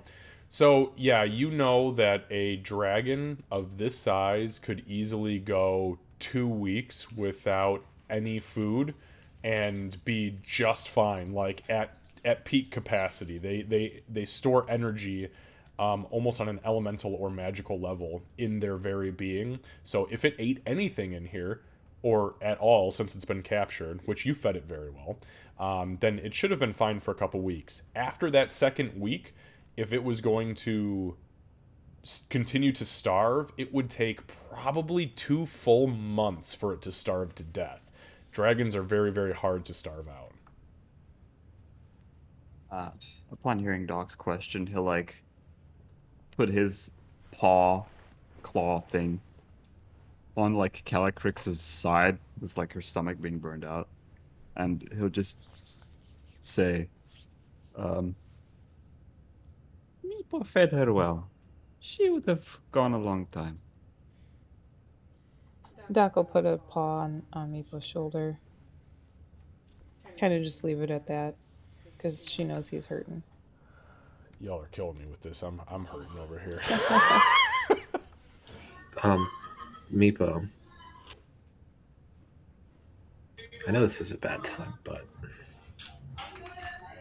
Can we eat that thing? I think you should. I think you should come with us now. Your time up there is. I think it's time that you've made a new path. I think we can help you with that. Doc will pat the ground next to her and kind of look at Meepo. So like a few minutes, probably like 10, where he'll just sitting there staring at the Calycrix. He'll probably close the dragon's eyes, and he'll reach into his bag for something. He'll find the four dragon statues. He's gonna look happy for a second, and then he'll be his face will go sad again, and he'll put like the four statues around Calycrix. And these are very crudely made statues of Calycrix, right? Yes. Yep. Like literally, they were carved by Meepo. Yeah. Oh god, guys. So he'll put them like around Calycrix. And then- Meepo, I think he took this one with him too, and I'm gonna hand him the one I had in my hand. Ooh. Okay, so Meepo, go ahead and take an inspiration die that will last until you use it, not until the end of this game. And then Meepo will he'll make a small hoard for her, and then he'll walk over and sit quietly next to Doc. Doc will put her arm around his shoulders. Would you like me to go ahead and remove that other one that I took out of mine? Oh yeah, I'll remove my 4 jade. Yeah, go ahead, and if you guys are gonna leave them here, then yeah, just remove those jade statues. Fuckers are tugging at my heartstrings here, man. It's Lucy's fault. This is good though. This is good. Okay, so so you lay the statues out. You know, the body doesn't do anything crazy, but you can easily close the eyes. You kind of set her up so that her body is not so assaulted. And you kind of build this little mini nest, this little hoard that she had actually started to build instinctively in this room. You kind of rebuild it for her with these statues. And there is a very distinct level of calm and peacefulness that washes over your mind, Meepo, and that's when you'll take that inspiration. So. And when Meepo sits down next to Doc and she puts her arm on his shoulder, she'll whisper to him, "She gets to fly wherever she wants now." I'll hope so. In Dwarvish, I'm gonna go ahead and I can give like final vows or something like that, like final rites. Do you have the spell prepared? And do you have a spell slot No, for it? shit, I don't. No, I don't. Okay, because that's a spell called ceremony. Oh, really? Okay, never mind then. What I'm gonna However, do. sorry, Kat, real quick. However, here's what I'll let you do. You cannot cast the spell ceremony. I know what you're looking for. You can do final rites over somebody, which prevents them from being raised as undead for 7 days. However, as a cleric, you know final rites. So if you want to go ahead and throw a religion check, I'll let you do some final rites over him, or over her, I should say. Easy. No problem whatsoever. So, Beaufort, you can say and bless however you would like this situation as Meepo is kind of setting up the mini horde. I'm gonna say that. Was it a she or he? It was a she. That she was a worthy foe, and that Moradine will bless her in the afterlife with riches and gold.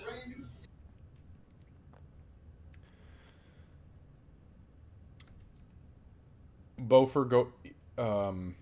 I want you to take an inspiration too. You've done a lot in this situation to kind of make it a thing. So go ahead and add an inspiration die to your character sheet as well. What's inspiration, by the way?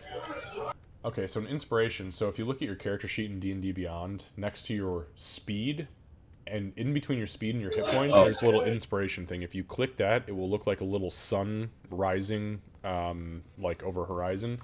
And what that means is that at any point in time that you want to, you can roll with quote-unquote inspiration, which means you can expend that inspiration to roll any roll you want in the game with advantage once.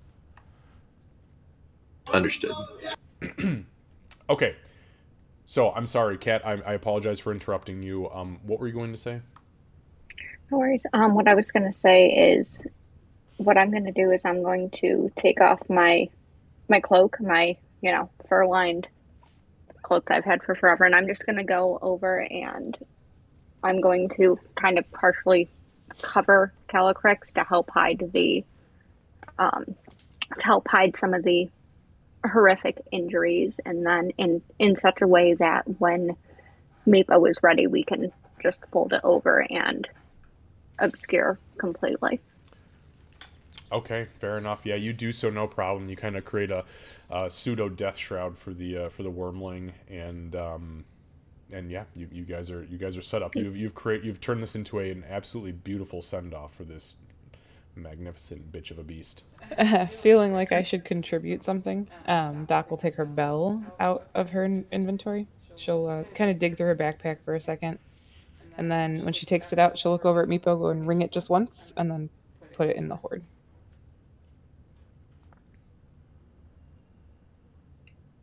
And I guess at this point too, yeah, Ree kind of feeling out of place, but I guess I can help add to the hoard. I think that's what we're doing. So she'll pull out her dire rat pelt and just kind of Am I doing this right? I'll nod. Yeah. Okay. It hurt when you blasted me with the ice. But I guess Meepo loved you, so I don't think the feeling was mutual. I'm not good at this, guys. I'm not good at this. I'm sorry. Just drop it in the pile. Okay. So as Ree drops it into the pile, there is a very slight shimmer, Meepo, that you see over Calycrix's body. Kind of starts at the tip of the nose and kind of like rears backwards very quickly, almost like the magic that you are now creating. You see it kind of shimmer across her being. There is then a very faint, almost white and purple ethereal glow that stretches from her to you. You see 3 of her scales underneath her throat that were not taken by she disappear, and you guys see this as well. And as that happens, Meepo, you regain 9 hit points as the connection, the final bond between you two takes hold, and some of your own wounds mend close. You got me teary-eyed. That's some crap. That was over a dragon. Seeing all this, seeing this as he sits down, he'll say, "People have good friends now. You are nice people." Sorry we killed your friend. Doc gives another little squeeze. My friends, we've been together for a while. We've gone through 2 days. Like each 2 other days, almost. yeah. We've gone through a lot more than just. We've been through almost all of us dying at least once. Oh, We've been through a dragon, skeletons, goblins. Just today. Just today. Since Meepo's joining us, I think we need a name. Fucking dwarves. Well, my name's Doc. When you say that, the ranger is going to like start visibly and just like look up at you with real wide eyes, and before she like gets control of herself. I mean, technically my name is Patcher of Wounds, but you can call me Doc. It's nice to meet you, Doc. But no, I mean a name for all of us. Oh, you mean like a tribe name? Like a Dread Fury Gang kind of thing? That was my name of my last tribe. Kinda. I guess it can be a tribe or a group or whatever you'd like to call it. Yeah, we had names for our medical groups. That makes sense. Yeah, and it's common knowledge that, like, in the overworld, quote unquote, right? Because you guys are in the Citadel right now. That adventuring groups, a lot of the popular adventuring groups, they have names. If that's what this is becoming, as of now, you're just getting the shit kicked out of you by goblins and dragons. But on the surface level, it may be a whole different story. So. Well, Meepo, do you want to stay with us? Do you want to come to the surface with us? Meepo's gonna look around the room and like everyone injured and things and go. Meepo hates this place. Meepo wants to go.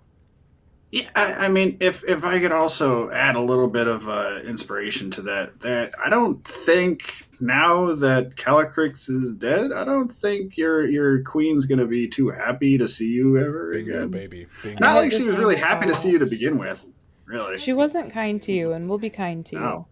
God, no. I do have a name, if y'all would like to hear one, in homage of this beautiful thing. Sure. Sure. The Voyagers of Calycrix. Ooh. I'll look at Meepo. Meepo likes the name.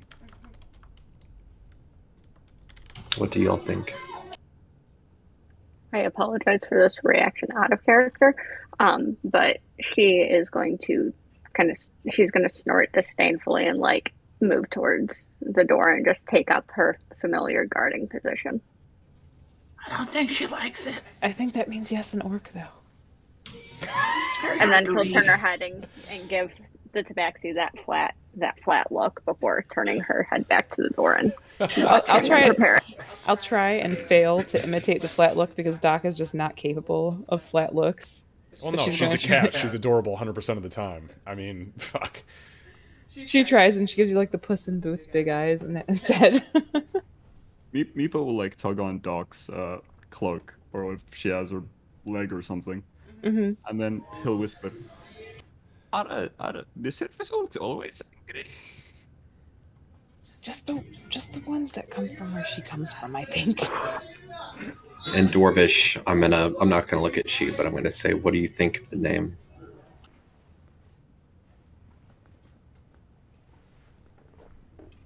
Names have to be earned. We killed the fucker. Then let's get out of here and earn our name.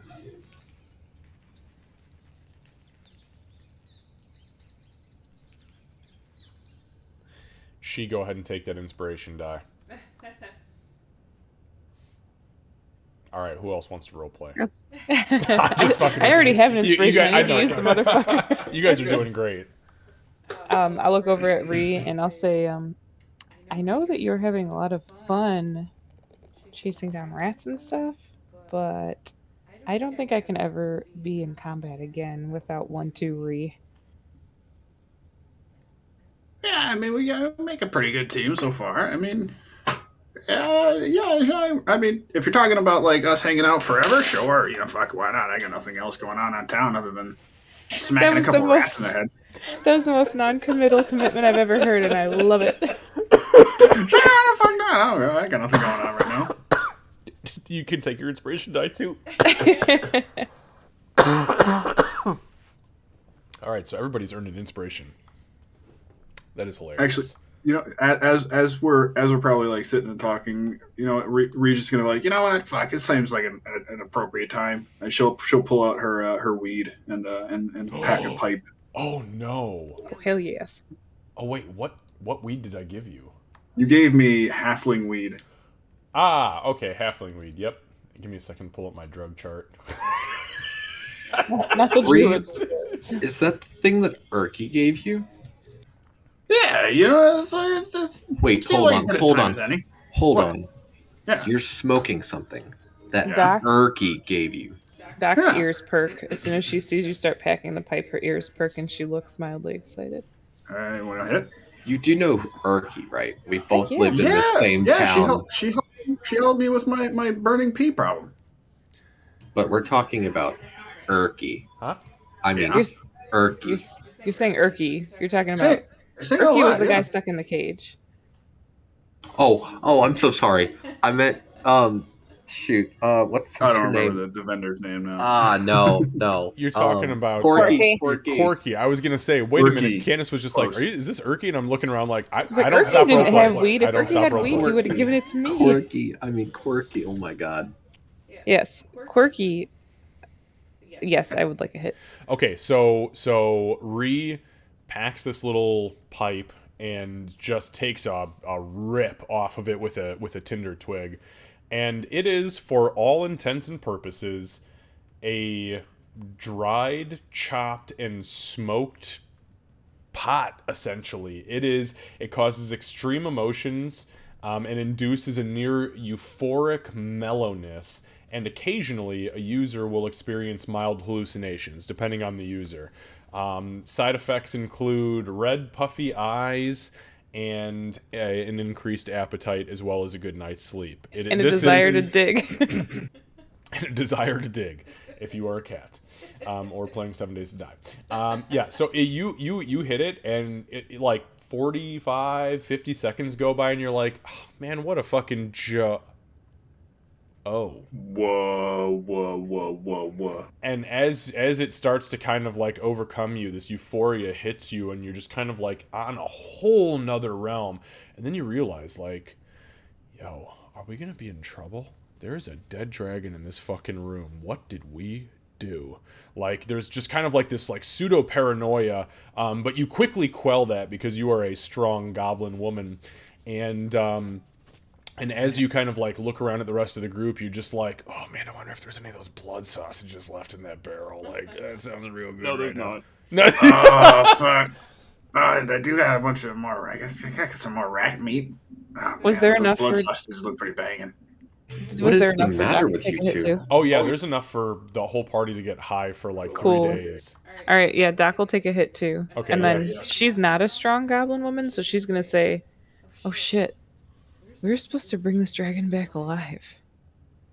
Do you know how to get around Do you his think- trial, Meepo?" Is he mad? Oh, we're gonna be in so much trouble. People's gonna look at these two, and then like look at the pipe and go, "What the fuck?" It's flour. It's flour.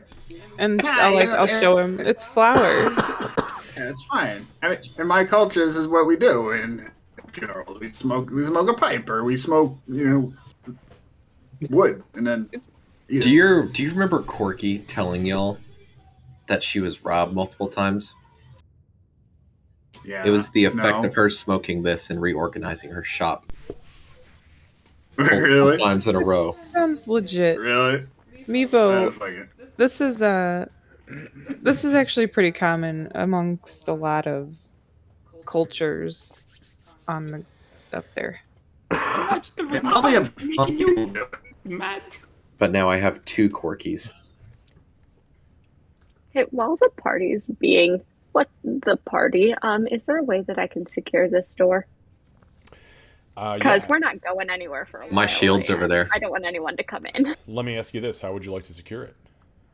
What does it look like? What's the... It's a stone door, just like every stone door you've seen down here. There's nothing special about it. What I will say, Okay. though, is that the door over here, on the right-hand side here, this door appears to be secured via lock on the inside. So there is like a heavy stone latch that has been thrown over the door that is keeping it barred from anybody opening it from the outside. The door down here does not have that latch, but there is a door handle on the inside, and there is like, I don't know, 20 feet worth of chain. There is a bunch of desks and tables and bookshelves and shit in here. Just So barricade it. yeah. That's exactly what I was thinking. While they're busy getting high, I'm going to just, start. The productive Making lunch sure- group. I'm going to make Well- sure that we're secure in here because we are not going anywhere. And I'm not Yes, going to the let them slaver fight high. becomes the slave. I have All 1 right. hit point, so. Hey, Ree. I'm sorry, I'm stupid. And Remember then the I'm hot just sauce going to fountain? watch and judge. Sorry, what'd you say, Candace? I said, Ree, do you remember the hot sauce fountain?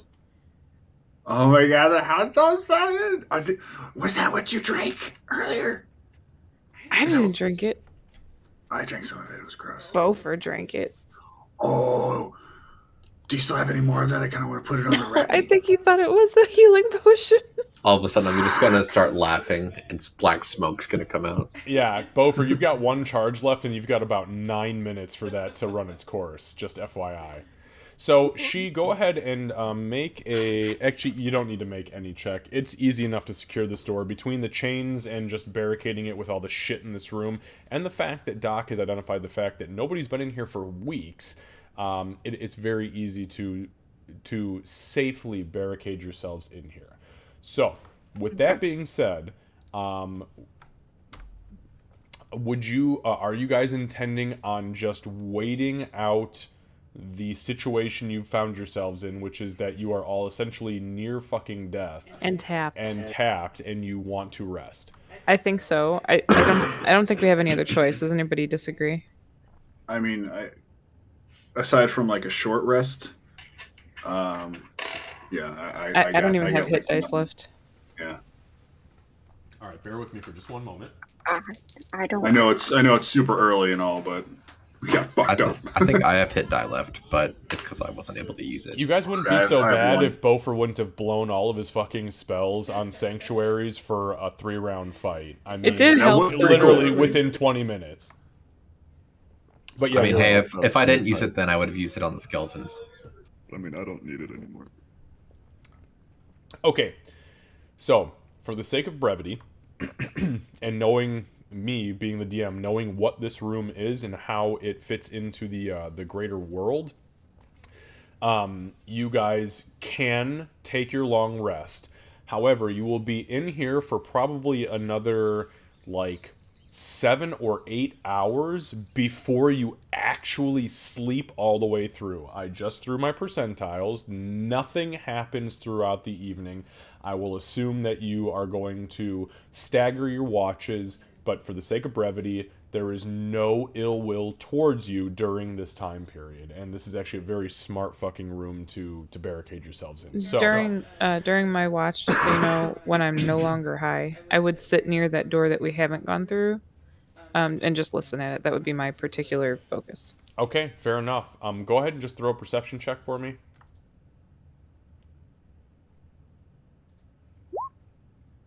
22. Excellent. It is dead silent. Okay. You said that door is locked from the other side? No, From our it's side. locked from your side. There's a stone slat that's locked from your side. Question. For long rest, do you regain all hit dice? So, no. During a long rest, you will regain half of your total character level's worth of hit dice, rounded up. So, being level 2, everybody will regain 1 hit die. However, also during a long rest, you can spend 1 hit die.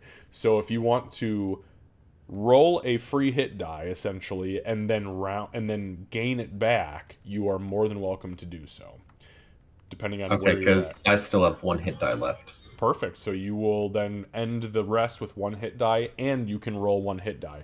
So here's what I want you guys to do. If you're going to spend that free hit die, in Roll20, just roll the hit die for me, please, so that we can see who's gaining XP, or who's gaining HP and where. And then obviously you gain the effects from a long rest, meaning all your spells, skills, abilities, everything is reset. 11. God damn. I just rolled the d8. Hold on. Oh, that's right. I forgot you guys can do hit dice. Kevin, God, I almost called you Brandon. Beaufort, how do you guys do the hit die thing? Because I actually am not familiar with that. So when you're in Roll20, at least in the short rest thing, actually, I have to remember I'm doing this correctly. You just hit the roll hit die button. Bloop. Nice. Bloop. Okay, There we so go. it's its own thing. Interesting. Yeah. So Candace, you got 8. Okay, so if you guys want to change your hit points on your character token, do it. If not, I can do it for you. Just let me know.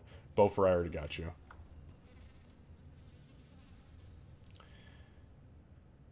So then, would we, if we're spending the extra, do you want us to just roll 2 hit die?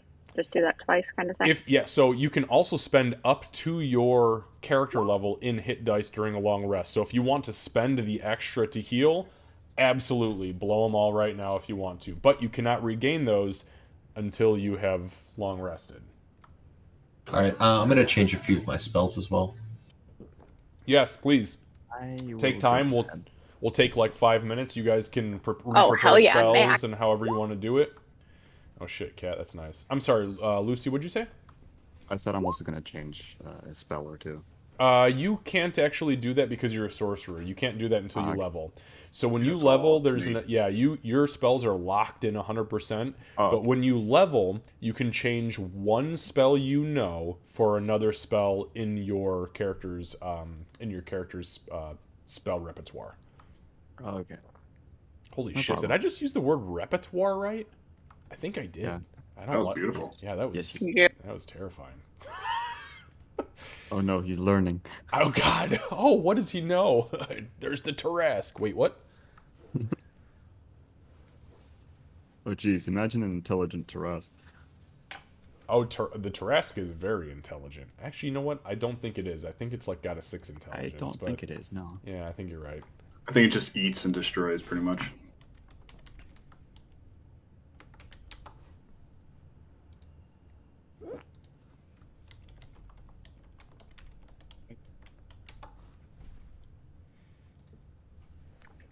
Do you mind if since we have 7 hours to kill, if I initiate a little bit of campfire character RP?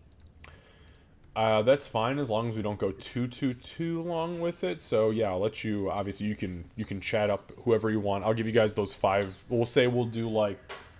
Well, it's 9:18 right now, so we'll do like 10 minutes of character RP, and then we'll just kind of start to push on if everyone's cool with that. Sounds good. All right.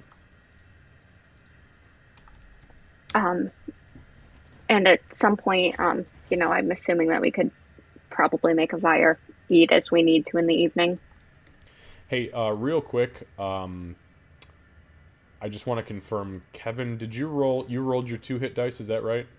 So I you're did, Back, so you're yes. back to full now, right? I'm back to full, but I also have just one more hit die left if I'm doing that correctly, because I Yeah, get because you one never free used your hit die. dice, right? You never used I any. I did use one hit die in the short rest that we had before. Earlier Okay, on. so if you use the one during the short rest, that means you had 1 left. So when you do this Correct. long rest, you would have used 1 hit die, which would have put you back to 0, but you would have gained 1 through the long rest because it's half of your character level rounded up. Yes, I should have. Right. So you would have had 1. So if you use 2, you're actually back at 0. Okay. Yes. But it's fine. I mean, you're at full hit points, so that's better than Yeah. you know. That's kind of where I wanted to be. Yeah. Perfect. All right, so I'm gonna go ahead and round up some of the wood stuff, like the wood on the floor. Sure. Well, And yeah, if I you was were gonna assuming start, I'd I was make gonna say if you were gonna start a fire, you had like 10 I'm gonna minutes use left my for the fire breath. fire breath. Yeah. Yep, easy. Yep, we'll say for the sake of brevity, you round up a bunch of the broken ass wood. In the center where the chain is, you kind of wrap the chain around like a little fire pit so it doesn't get out of control, and you spit that last burst of the fire breath into the wood, and it catches fast. I mean, it fucking burns. And through the night, through the what is 8, 9, 10, 11, 12, 13, 14, so like almost 15 hours worth of you guys hanging out in here, to get that long rest so everyone can sleep. You burn through pretty much all the wood in the room. On that note, Bofer, I need you and who else speaks Dwarven? Is that Me. she? She. I need Also read. and Ree. I need you all to Yep. give me history checks, please. Okay. Hooray! Yeah. And may speak it. I didn't study that. Oh my Well, god, what the fuck is wrong with you guys? Ree is the one who picks this up, really? Oh wait, that's passing? Literally. Yeah, so here's what it comes down to. So during the course of the night, as you are you each have to take turns, right? Throwing shit onto the fire. Ree, you during your watch go to throw like half of a bookshelf onto the fire. And you notice that there is a scroll, like a small bundle of parchment that stands out, and there is something written in Dwarven on it, and it's bound with a golden seal. So you snatch it up, and as you start to look at it, you realize that the edges of it have been bound in what is essentially a partial like a partial scroll case, and the scroll case is made of fingers, of dwarven finger bones. Some fucked up shit. What is that? Would I be able to read what it actually Yeah, says? absolutely. So the runes are in the dwarvish alphabet, and across the front of it, it says Kundrukar. That's Kundrukar.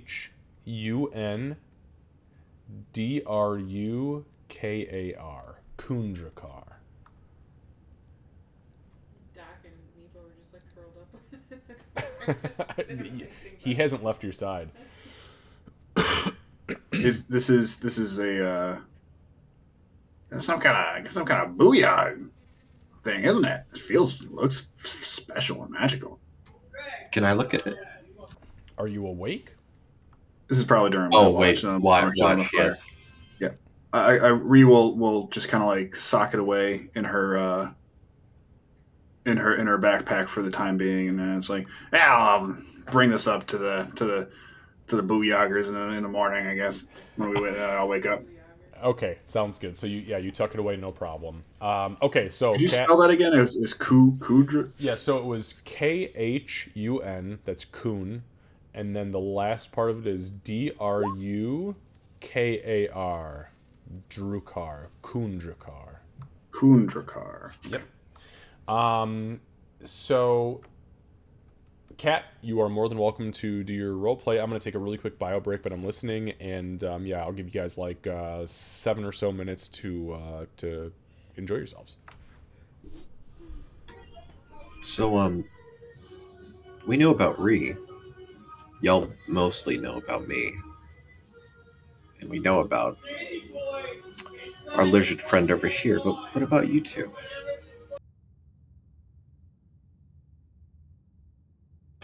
Where are y'all from? You two, who? Are you talking about? Doc and she. Because I've seen you around town all the time.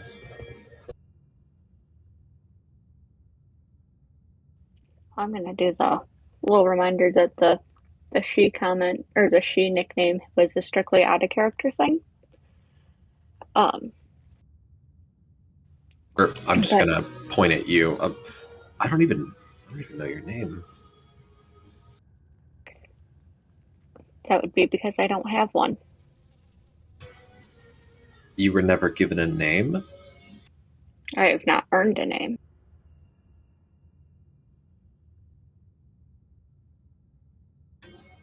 Do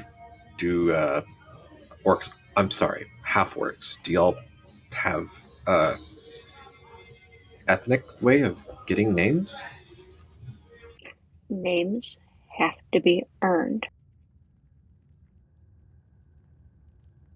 So what are we to call you then?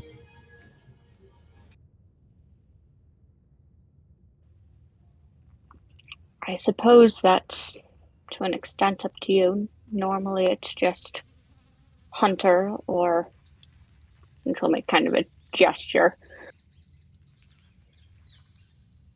But I suppose it's up to you while we're here together.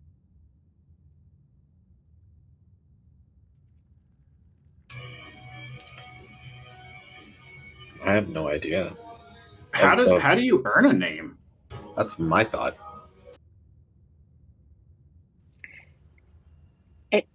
It depends. There's a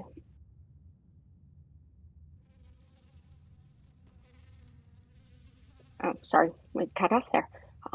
It depends. There's a process that we call, and she's gonna switch into Orcish. Sorry, Hairball? I don't understand what you're saying there. You're Sound going like way you got off some the deep phlegm. end. Sounds like you got some phlegm going on there. Okay, get it out. Get it out. I suppose it doesn't translate terribly well. Yeah, I know my Dwarvish, but that's a new language. What are they? I don't know. They're talking about names. Suffice to say, I'm hoping this will do.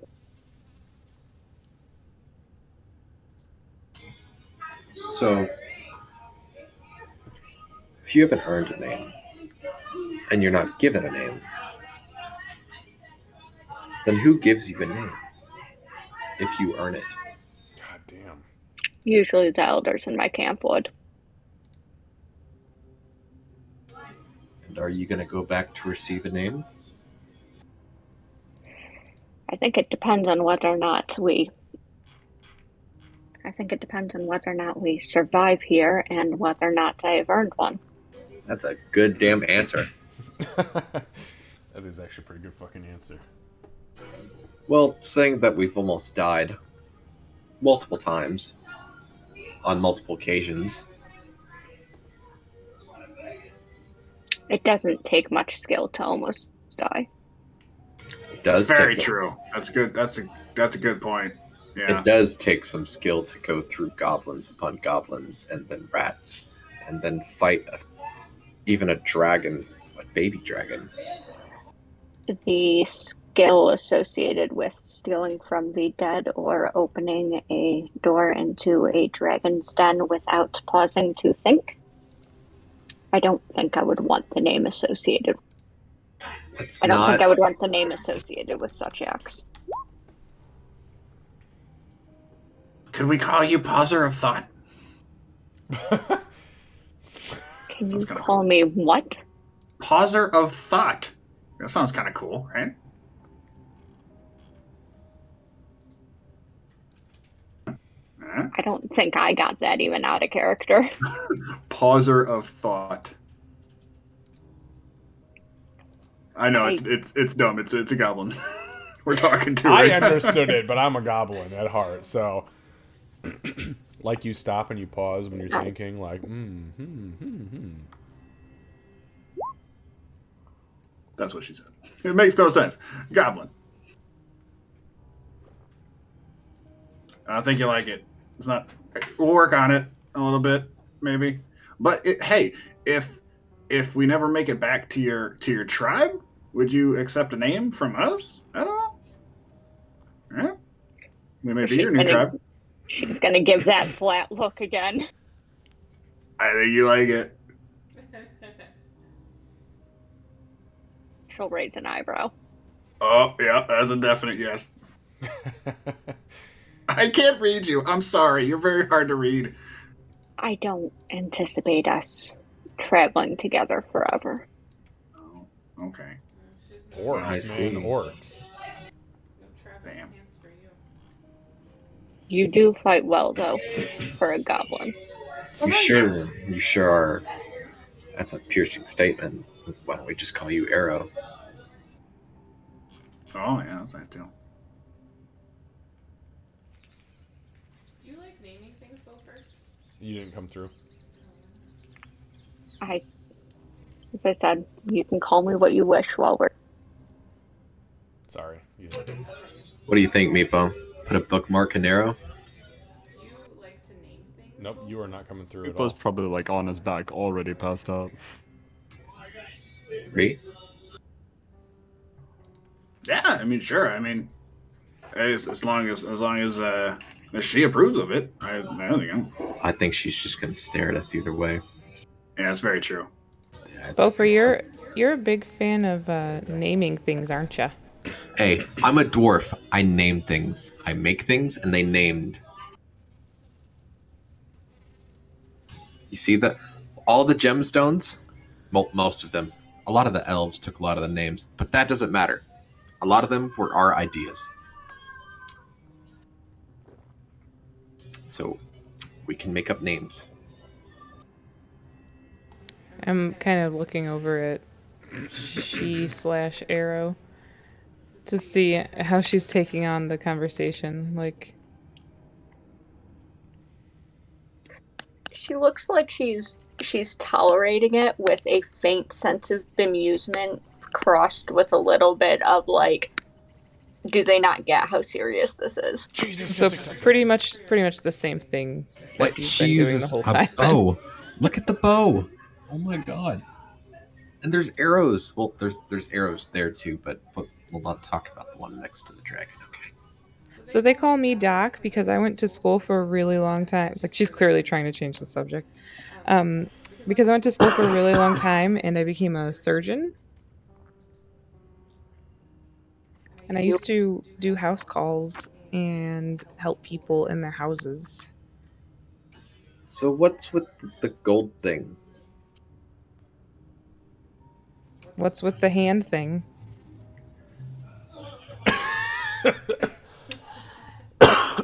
We'll come back to that. Sounds good.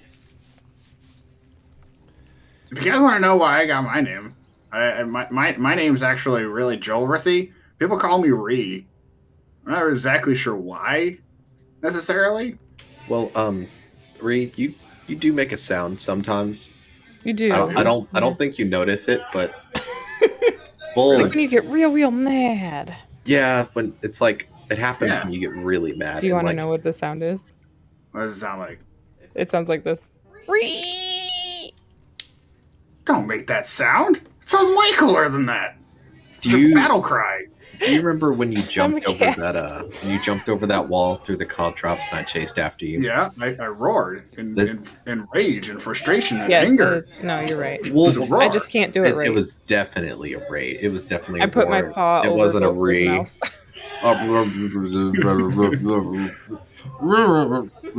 Yeah, and it's terrible too because Ree, you hear yourself when you start to rage and you screech Ree. Yeah. It is like a lion roaring and literally Absolutely. a blast wave emanating from you that just terrifies and stuns your foes. Yeah, it's a thundering of the gods in my heart. Everybody else, definitely Hearing it. You're just hearing it wrong. I can't do it right because I'm not you. Just don't have the fire and the passion. Right. Yeah. I Sounds cool. take my paw off. Hey, Ree, maybe Gopher's. it might be a little scarier if you put one of those stuffed animal heads on and just started running people with one of those. You think so? I do think so. I think it'd be a really good I'm idea. going to be terrified. I would be too. All right. Yeah, all right, I'll do it. You guys are a bad fucking influence. I'm gonna like when the attention is kind of off, I'm gonna kind of elbow Meepo and just be like, "You okay?" Meepo awake. Give him a little squeeze. He's gonna look around, confused. What are we talking about? I didn't want you to wake up to Ree with an animal head on. So Meepo. As soon as you say that, as soon as Doc finishes that sentence and Beaufort looks over and says, "So Meepo turns and projectile vomits chunks of blood sausage. It literally looks like he is puking up blood for like every ounce of blood in his own body just expels from his little draconic mouth into the wall.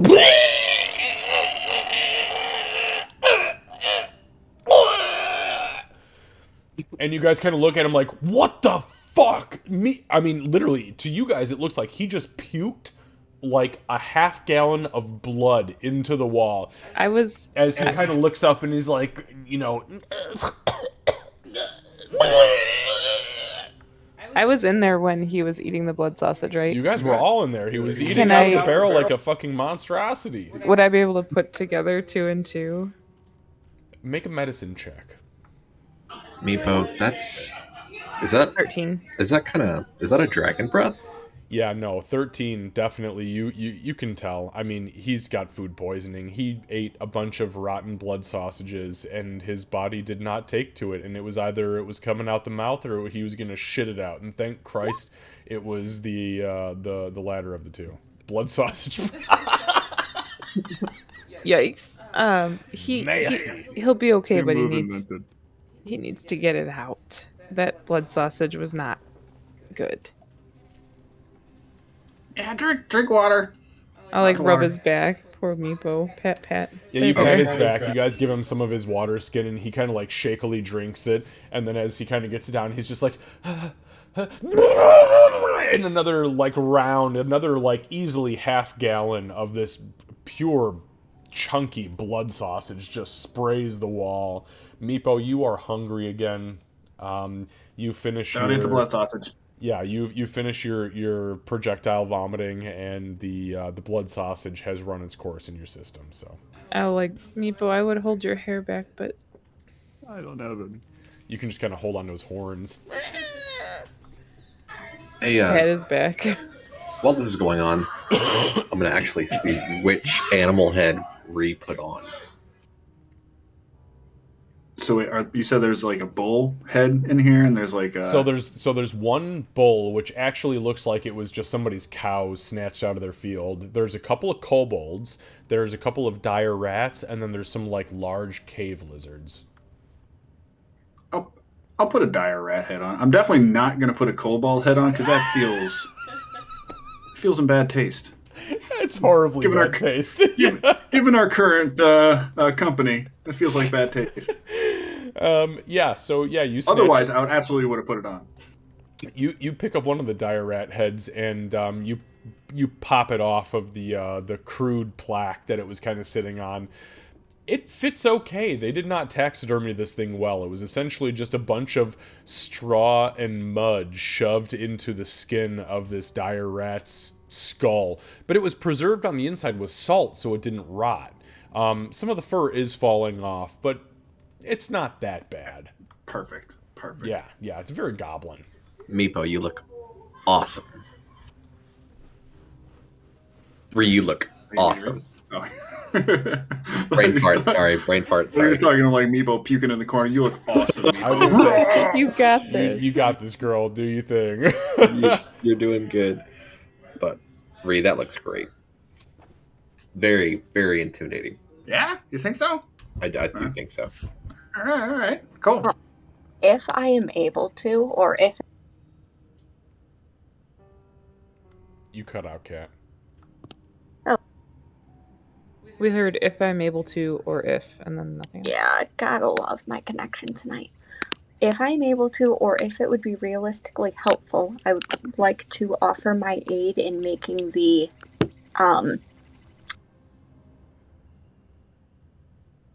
Cut out. God damn it. Making the what?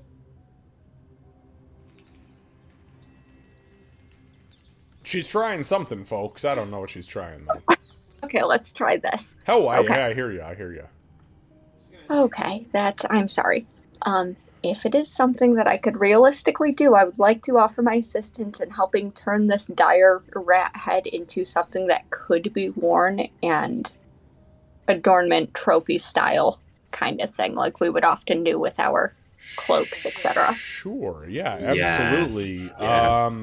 I like where you're Hi, going. can I help you with this? Give me either a survival check if it is higher than your nature check. I will let you choose. I just saw blood sausage breath again. God damn it. I hate it so much. So nasty. A 14, not bad. Yeah, so you managed to like unsheathe the skin from the chunkiness of the interior, which is just old soggy like piss-laden hay and mud. And you know that it's salted, so it's not going to totally rot out immediately, but you managed to like fit it and trim it down to where the rat head actually kind of makes Ree look like a were-rat. At least from the neck up. Like you fit it underneath her vestments, and it kind of sits well, and as she speaks, the rat's mouth kind of opens. It's fucking disgusting and creepy. You guys are weird. I look badass now? You look awesome. Nice. Is there anything? Actually, I'll pull one of my swords and I'll angle it, or I'll ask Bover to move his shield so that Ray can see the reflection. Yeah, you can see it. I mean, it's not a great reflection, but you can see it. You are pretty fucking scary. Like, you've encountered were creatures before, and they are terrifying. You are like a child's nightmare come true. I'm my own nightmare right now. Wow, this is terrifying. Ree, you've killed so many rats, you finally become one. I've become the rat. Garl, what did you do? I'd like to think that while this is happening while Meepo's vomiting. So while they talk about that, he'll turn around, see it, and then go back to vomiting. He does too. Yeah, he like peeks around and there's just like she is trimming up like the neck meat of this nasty dire rat, and Rhea is just like tugging it down to fit so that when she talks the mouth moves, and you're just like, I don't know, blood sausage. And Doc's like, no, it's not that, Ree. It's throw up over here. All right, so you guys have successfully. Meepo's having second thoughts. Yeah, Meepo is puking. Has finished puking up his blood sausage. Ree has successfully adorned herself with a dire rat skin head, and the rest of you have gone through the evening without. Well, really, through the most of the day. I mean, this took you literally 18 hours to just sit in here and pray that nothing burst through the door to kill you, and nothing did. So, with that being said, you guys have all come to. You have prepared your spells for those of you who need to. Excuse me. You've refreshed your spells, so all of your energies are back to fighting shape. And almost everybody is doing good. It looks like we've got Doc at 14 out of 15 hit points. Meepo is full health. Rhea is full health. She is full health. And Bofer is at 21 of 23. So everybody is doing very, very well. You guys are officially, quote-unquote, done with your rest. How would you like to proceed? What would you like to do? I want to go through this door personally. The locked one? Yeah. I'm gonna go ahead and grab onto her shoulder and go ahead and. Woo! Texas, baby! Times 10. Let me go ahead and not stand in front of the door. Don't stand right behind me, Bofer, because I learned that lesson the hard way. There we go. Are you giving me guidance? Is that what you were saying? Yes. Okay. So I want to listen at it again since it's been so many hours. All right, give me just one moment, please. Go ahead and roll a perception check for me. You already knew what I was going to say. Okay. Whoa, what do we got going on here? Oh, D4. Guidance. Oh, shit. Fuck me. 22. Wow. Okay. Well. All right. So, finally looking up. you, as you start to investigate the door, you realize a couple of things. First of all, the door itself is locked, but it's locked from your side, which is easy. You also, as you begin to trace up and over the door, which is slightly rounded at the top, you realize that everything looks okay here. No giant scythes, no fire traps, no crazy shit coming from the top of the door. As you get to the bottom of the door, you trace your finger along the grout in the bottom of, or in the groove of the panel that is this giant stone slab, and you realize that it's been chiseled out quite a bit. Your deduction, especially with a 22, is that there is not a trap, obviously where you're standing. There is probably a trap on the other side of the door coming in. How would you like to proceed? I'm going to turn to everybody and I'm going to say, this door is trapped.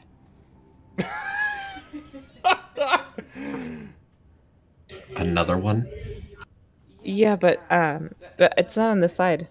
I can't disarm it. Can you unlock the door? Well, probably it's locked on this side. But once we do that, I don't know what's gonna happen. Did you have something to say, Arrow? She's gonna pause and just not react to that very visibly. Tried it. She didn't like it, Bofer. I say that very, very loud. Then what are we supposed to call her? Ranger. All right. Hunter. Ranger danger.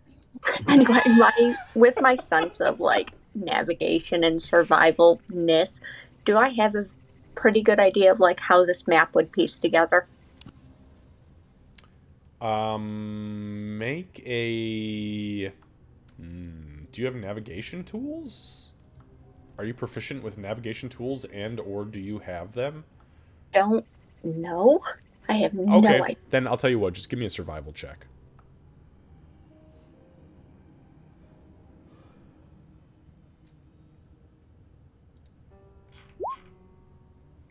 That's fucking fantastic. You know, you have mindlessly memorized the path that you guys have taken up until this point. So, you have a pretty good fucking guess that the room that had all those damn goblins in it earlier that connected to the weird, like, elf pudding room, they connect here. That's your guess. Then, hey, Doc, hang on. And since we had a fire going and stuff, and since we're long past that, I'm assuming it's cold now. It is. I would to clear it out and kind of sketch how the things connect to be able to show. That door we barricaded, that hallway should connect here. I'm not sure we necessarily want to just open that blindly. Oh, I definitely don't. I'd I rather don't know not what run kind- into another dragon. I don't know what kind of trap it is. If there's another dragon down here, Stop adventuring. I quit. I quit. Well, there were the other hallways in the room outside. As long as we don't blindly open those doors, there might be other possibilities to circumvent. I'd just like to point out we haven't blindly opened any doors. No, you always secure them and I always open them. Meepo. Like the I did one. look at the door. That is true. That is true. It wasn't blind. You knew what you were getting yourself into. I did, yeah. Yeah. Okay. Yeah, that's fine. We can go back around. I'd rather hit the trap head on so we kind of know what we're in for than try to guess from the other side of a. Is it stone, Kev? It is stone. Yep. Everything you've seen Guess so from far the is other stone. side of a stone door. Wait, so the one that re-kicked off the hinges was stone? Fuck yeah! Fuck yeah, it was. And the one that Re failed to kick off the hinges was also stone. I knew that one. Yeah, fuck Oh, yeah. Re. Goodness gracious. Okay. Why don't we go back around then? Sounds good. Alright, so you guys swing back around through the pantry. As you guys do so, go ahead and... give me one sec. Alright. Alright, so you guys undo the barricade that you had from this side of the room. There is nothing. The torches are all still lit, like nothing had ever happened. You guys go back into this room where the goblin corpses were, and yeah, there is still no goblin corpses, and the room is as it was. Okay. So you undo your barricade, and you do what? I'm gonna listen and check the door. Okay, go ahead and give me a perception check, please. It's a 12.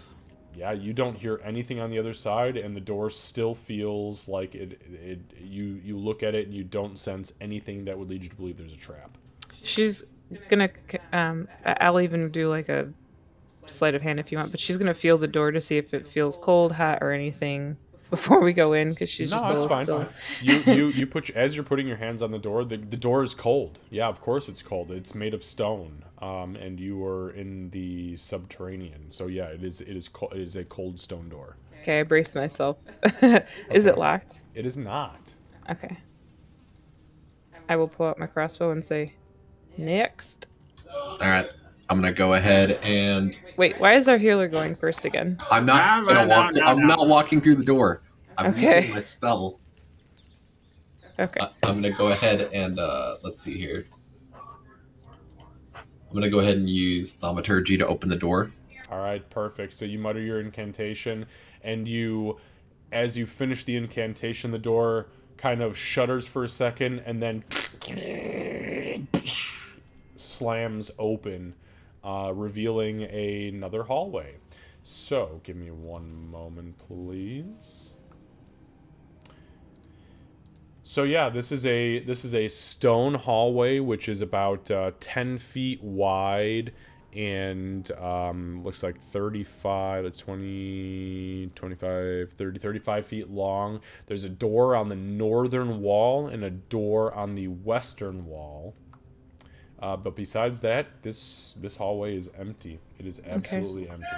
I want to check for traps before we go in. Okay, go ahead and give me a perception check, please. It's a 19. Nothing directly in front of your line of sight appears to be trapped. Okay. Once I can step in safely, then I'll try to check the rest. Okay, go ahead and give me another perception check. However, give it to me with advantage. There we go. 22.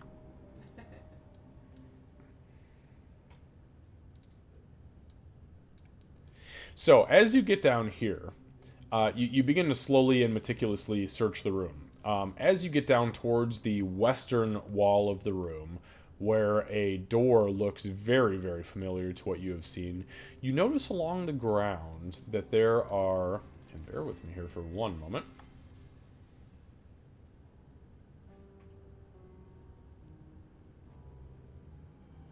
So there is very clearly along the walls, meaning up along this wall,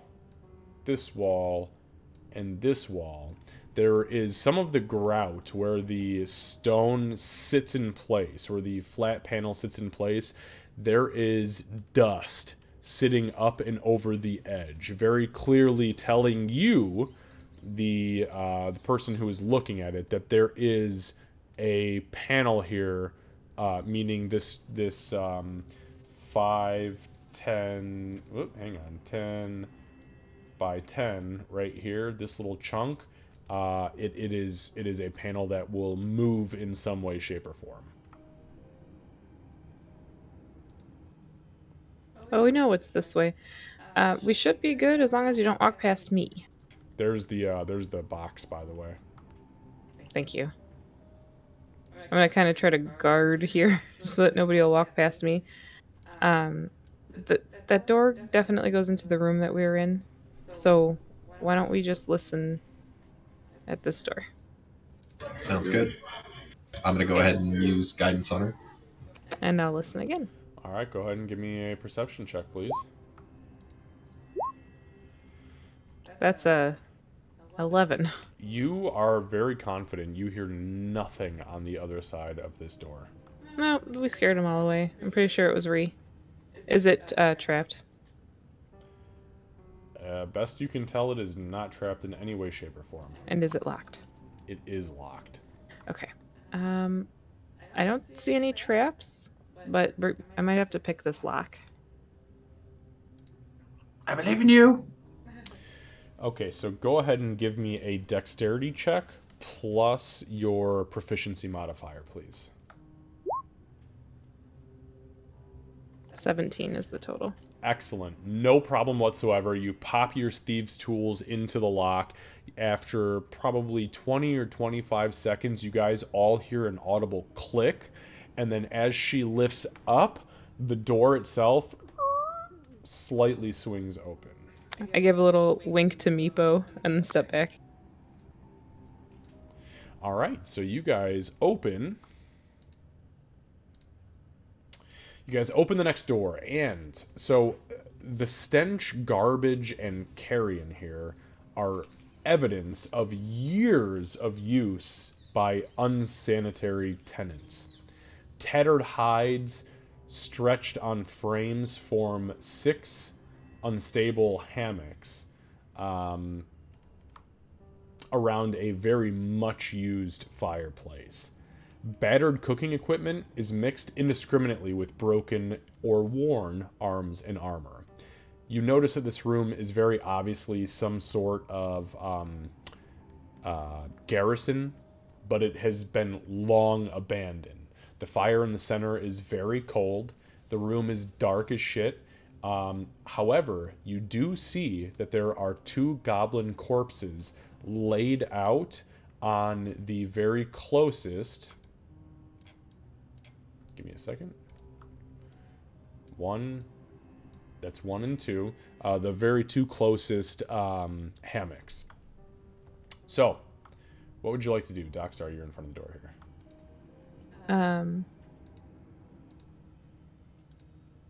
What happened to the other one? The The one that ran? Yeah. That's what I was thinking. There's nowhere to go from here unless there's some kind of secret exit. We did wait through A multiple long time. the Yeah. cancer in the But we did bar this door. Yeah. Do you think? Well- Wait. Do you think that I'm going to start pointing at the box over there. Do you think? What? Does anyone have something we could throw on it? Meeple has a spear. Not we not have your a spear. goblin. We have a goblin body we can throw onto it. That's true. That's a good idea. Are you okay with that, Ree? I mean, I'm not going to be the body. I'm going to throw one of the other bodies. No. on Are you okay? Are you okay with us throwing?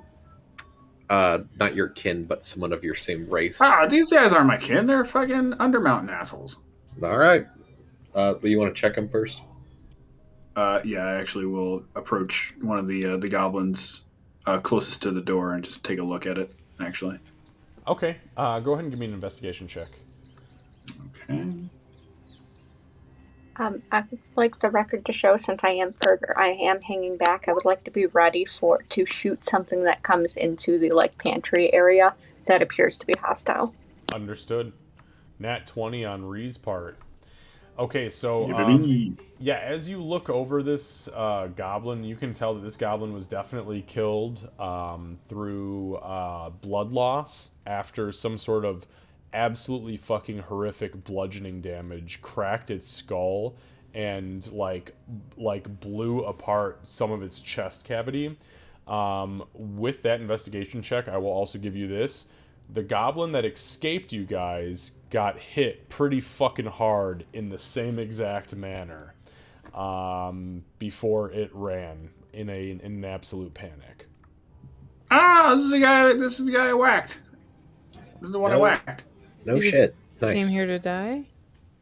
Yeah, looks like it. I don't know about this other guy. Is this This is a stinking cesspool to die in.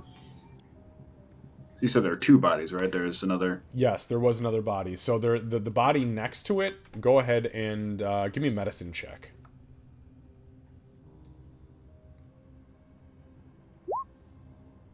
Actually, that's not fucking bad. Not bad. Okay, so you look at the other guy. It looks like this guy stabbed himself in the throat. This was a Oh, shit. This was a suicide. And best as you know, being a goblin yourself and knowing especially how Undermountain goblins work, you could probably put the pieces together and say that Homeboy ran in and was in an absolute state of despair as he was bleeding out and his chest cavity was completely caved in. And the other guy said, "Oh fuck, we have no way out," and stabbed himself to death. It's actually a little bit sad. All right, let's throw this fucking asshole onto a pit.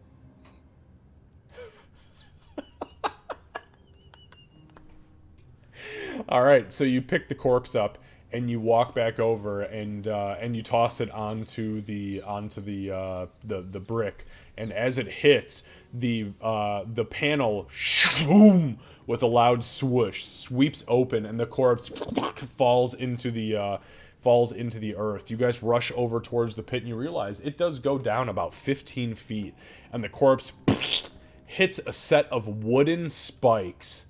And just, hits and then sloshes down. There is nothing else down there. It doesn't appear that there's anything else down there, but a goblin corpse stuck on spikes. Oh, by the way, that was the guy that I killed, mostly killed earlier. So he's definitely not down in that pit. Well, he is now. He is not. but Well, he's wasn't definitely before. dead now. Definitely dead now. Yeah. Okay. I was glad that it's not him. Yeah. Yeah. Yeah. Out we go, I guess. We got a couple more This was doors only- to check, so yeah. Yeah, so really quick, you guys find 85 pieces of copper that are laying in and or around that area. So if somebody wants to just take note of that, let me know who is going to put that in their inventory. I'll scoop that up. Yeah, You I said guess that would make sense. 85. 85 85 pieces of copper. Yep. All right, so you guys come back out and into the open, into the main hall, we'll say, the Great Hall, quote unquote. And it is 10:01, so I think we're gonna end here tonight. I'd love to keep going, but I know Lucy, it's like 6 in the morning, so the rains in Africa are about to get blessed, and we need It's to only probably. 5. We can keep going for only- another hour. we have an hour till rain blessing. It's fine. Oh shit. We'll call it here though, just so that we don't eat anybody's time too much. I would, by the way, at some point love to play like 4 hours of D&D with you guys, because this is just constantly fantastic. So let me just really quickly, let me take a look at 2 things real quick as we close the session for tonight. We got some real role playing. I mean that, yeah, you guys got XP for that Yeah, too. some good stuff. Yeah. Y'all ever thought that in episode 5 we'd ever have a funeral for a dragon? Nope. Actually, now that we've hit that point, while Kevin's doing what he's doing, I brought up last night, the first time I ever played this was, it was 3rd edition, and the character that I was playing was a little halfling bard, and I managed to, I don't remember what spell it was, but I managed to, like, charm the dragon, and it became mine. And I left the freaking Nice. I left the Wow. Citadel with it as my pet. That being said, I realize now after the dragon died, I realized I have double my proficiency for charisma checks involving dragons. That is true. Yep. Oh, yes, so it is. you could have charmed it too. Oh yeah, definitely. Could have tried, but that thing you fucking could've hated tried. you. It Yeah. hates. We fucking would've Bo. had to get a It didn't give you a turn. minute either. Yeah. We didn't get a turn. I mean, it was gonna drag you in there, and literally, I was like, oh, I was thinking to myself as I'm like starting to roll, I'm like, I'm going to kill Lucy's character in 2 episodes. What the fuck? Good thing that everybody jumped in there and was just like, no, fuck that dragon, let him go, let him go. It I'm was so glad I drank that potion. Me too, man. a very meeple thing to do, though. All right, Yeah. so we'll cover this again next week, but just so you guys know, I gave you... So there was 90 experience gained from the Calycrix fight. There was 60 experience gained from disarming this trap that was just here in this hallway. And there was another 50 experience gained from the funeral roleplay. Meaning that you guys are now at 731 experience total. Level 3 is 900, so you guys are creeping up very, very fast on level 3. What? How much did we gain again? So there's... Sorry, go ahead, Candace. Oh, go ahead. I was just going to say 90, 60, and 50, so it was a total of 200. So we're up to 731. 731 exactly. Yep, everybody. So yeah, that's where we'll start next week. I feel like there was one other thing I wanted to tell you guys. So the 900 is level 3, 2700 is level 4. I think that within the next couple sessions we'll probably hit that level 3 bracket and get you guys up again. I'm trying to keep it as close as I can to the original, because the way they have it set right now is like based on milestones, and milestones don't mean shit when you've got really good role players. So I want to make sure you guys are getting extra rewards. That roleplay was Thank you. awesome. Good times, That was man. really Always good, good yeah. times. You guys just and on that note, everybody now has an inspiration die, which means that at whatever point you want, it has to be before the roll is determined, meaning whether you succeed or fail, you choose I want to roll with advantage. So okay, on that note, it looks like we're going to end the night with Doc at the northern door of this chamber, with Beaufort just shortly behind, Ree keeping watch, Meepo also keeping watch, and she, or should I say Arrow, I'm gonna give this look. very closely behind in the center room. So, okay, guys, we'll go ahead and bail for tonight. But thank you guys, seriously. I Thank you. appreciate you guys seriously being you. here and spending all the time that you do with us. Thank you. And thanks for staying up crazy late, Kevin Lucy, and Lucy. Oh, yeah. you Yeah, guys Lucy, are awesome. you guys are great. I just want to say I tried hard on that name. You pushed for it, man. Doc Yeah. was in, You man. pushed hard. Yeah. We're gonna get it to work. Don't worry. We'll work it. We'll work it. Yeah, we'll table it for now. Hey, by the way, Seru is on, so you guys, we're gonna raid Seru. He's playing Stardew Valley. I haven't played Stardew Valley. All right, guys, we'll see you soon. Thank you. Thanks, Good night, guys. Bye, buddy. Hey, by the way, your Tarask looks fucking awesome, man. I keep wanting thank you. more pictures, please. Yeah, there he is. Oh my gosh. Made his mouth all goopy. Oh my God, it's so sexy. Have a good night and have a All good right. one. I will too. talk to y'all in a week. Sounds good. See ya. We'll see Good, you everybody. Saturday, Cat. In We a hope week. your house doesn't burn down One. from whatever's going on in the background. Yeah, seriously. That's fine. I'm okay with pleasing Harvey.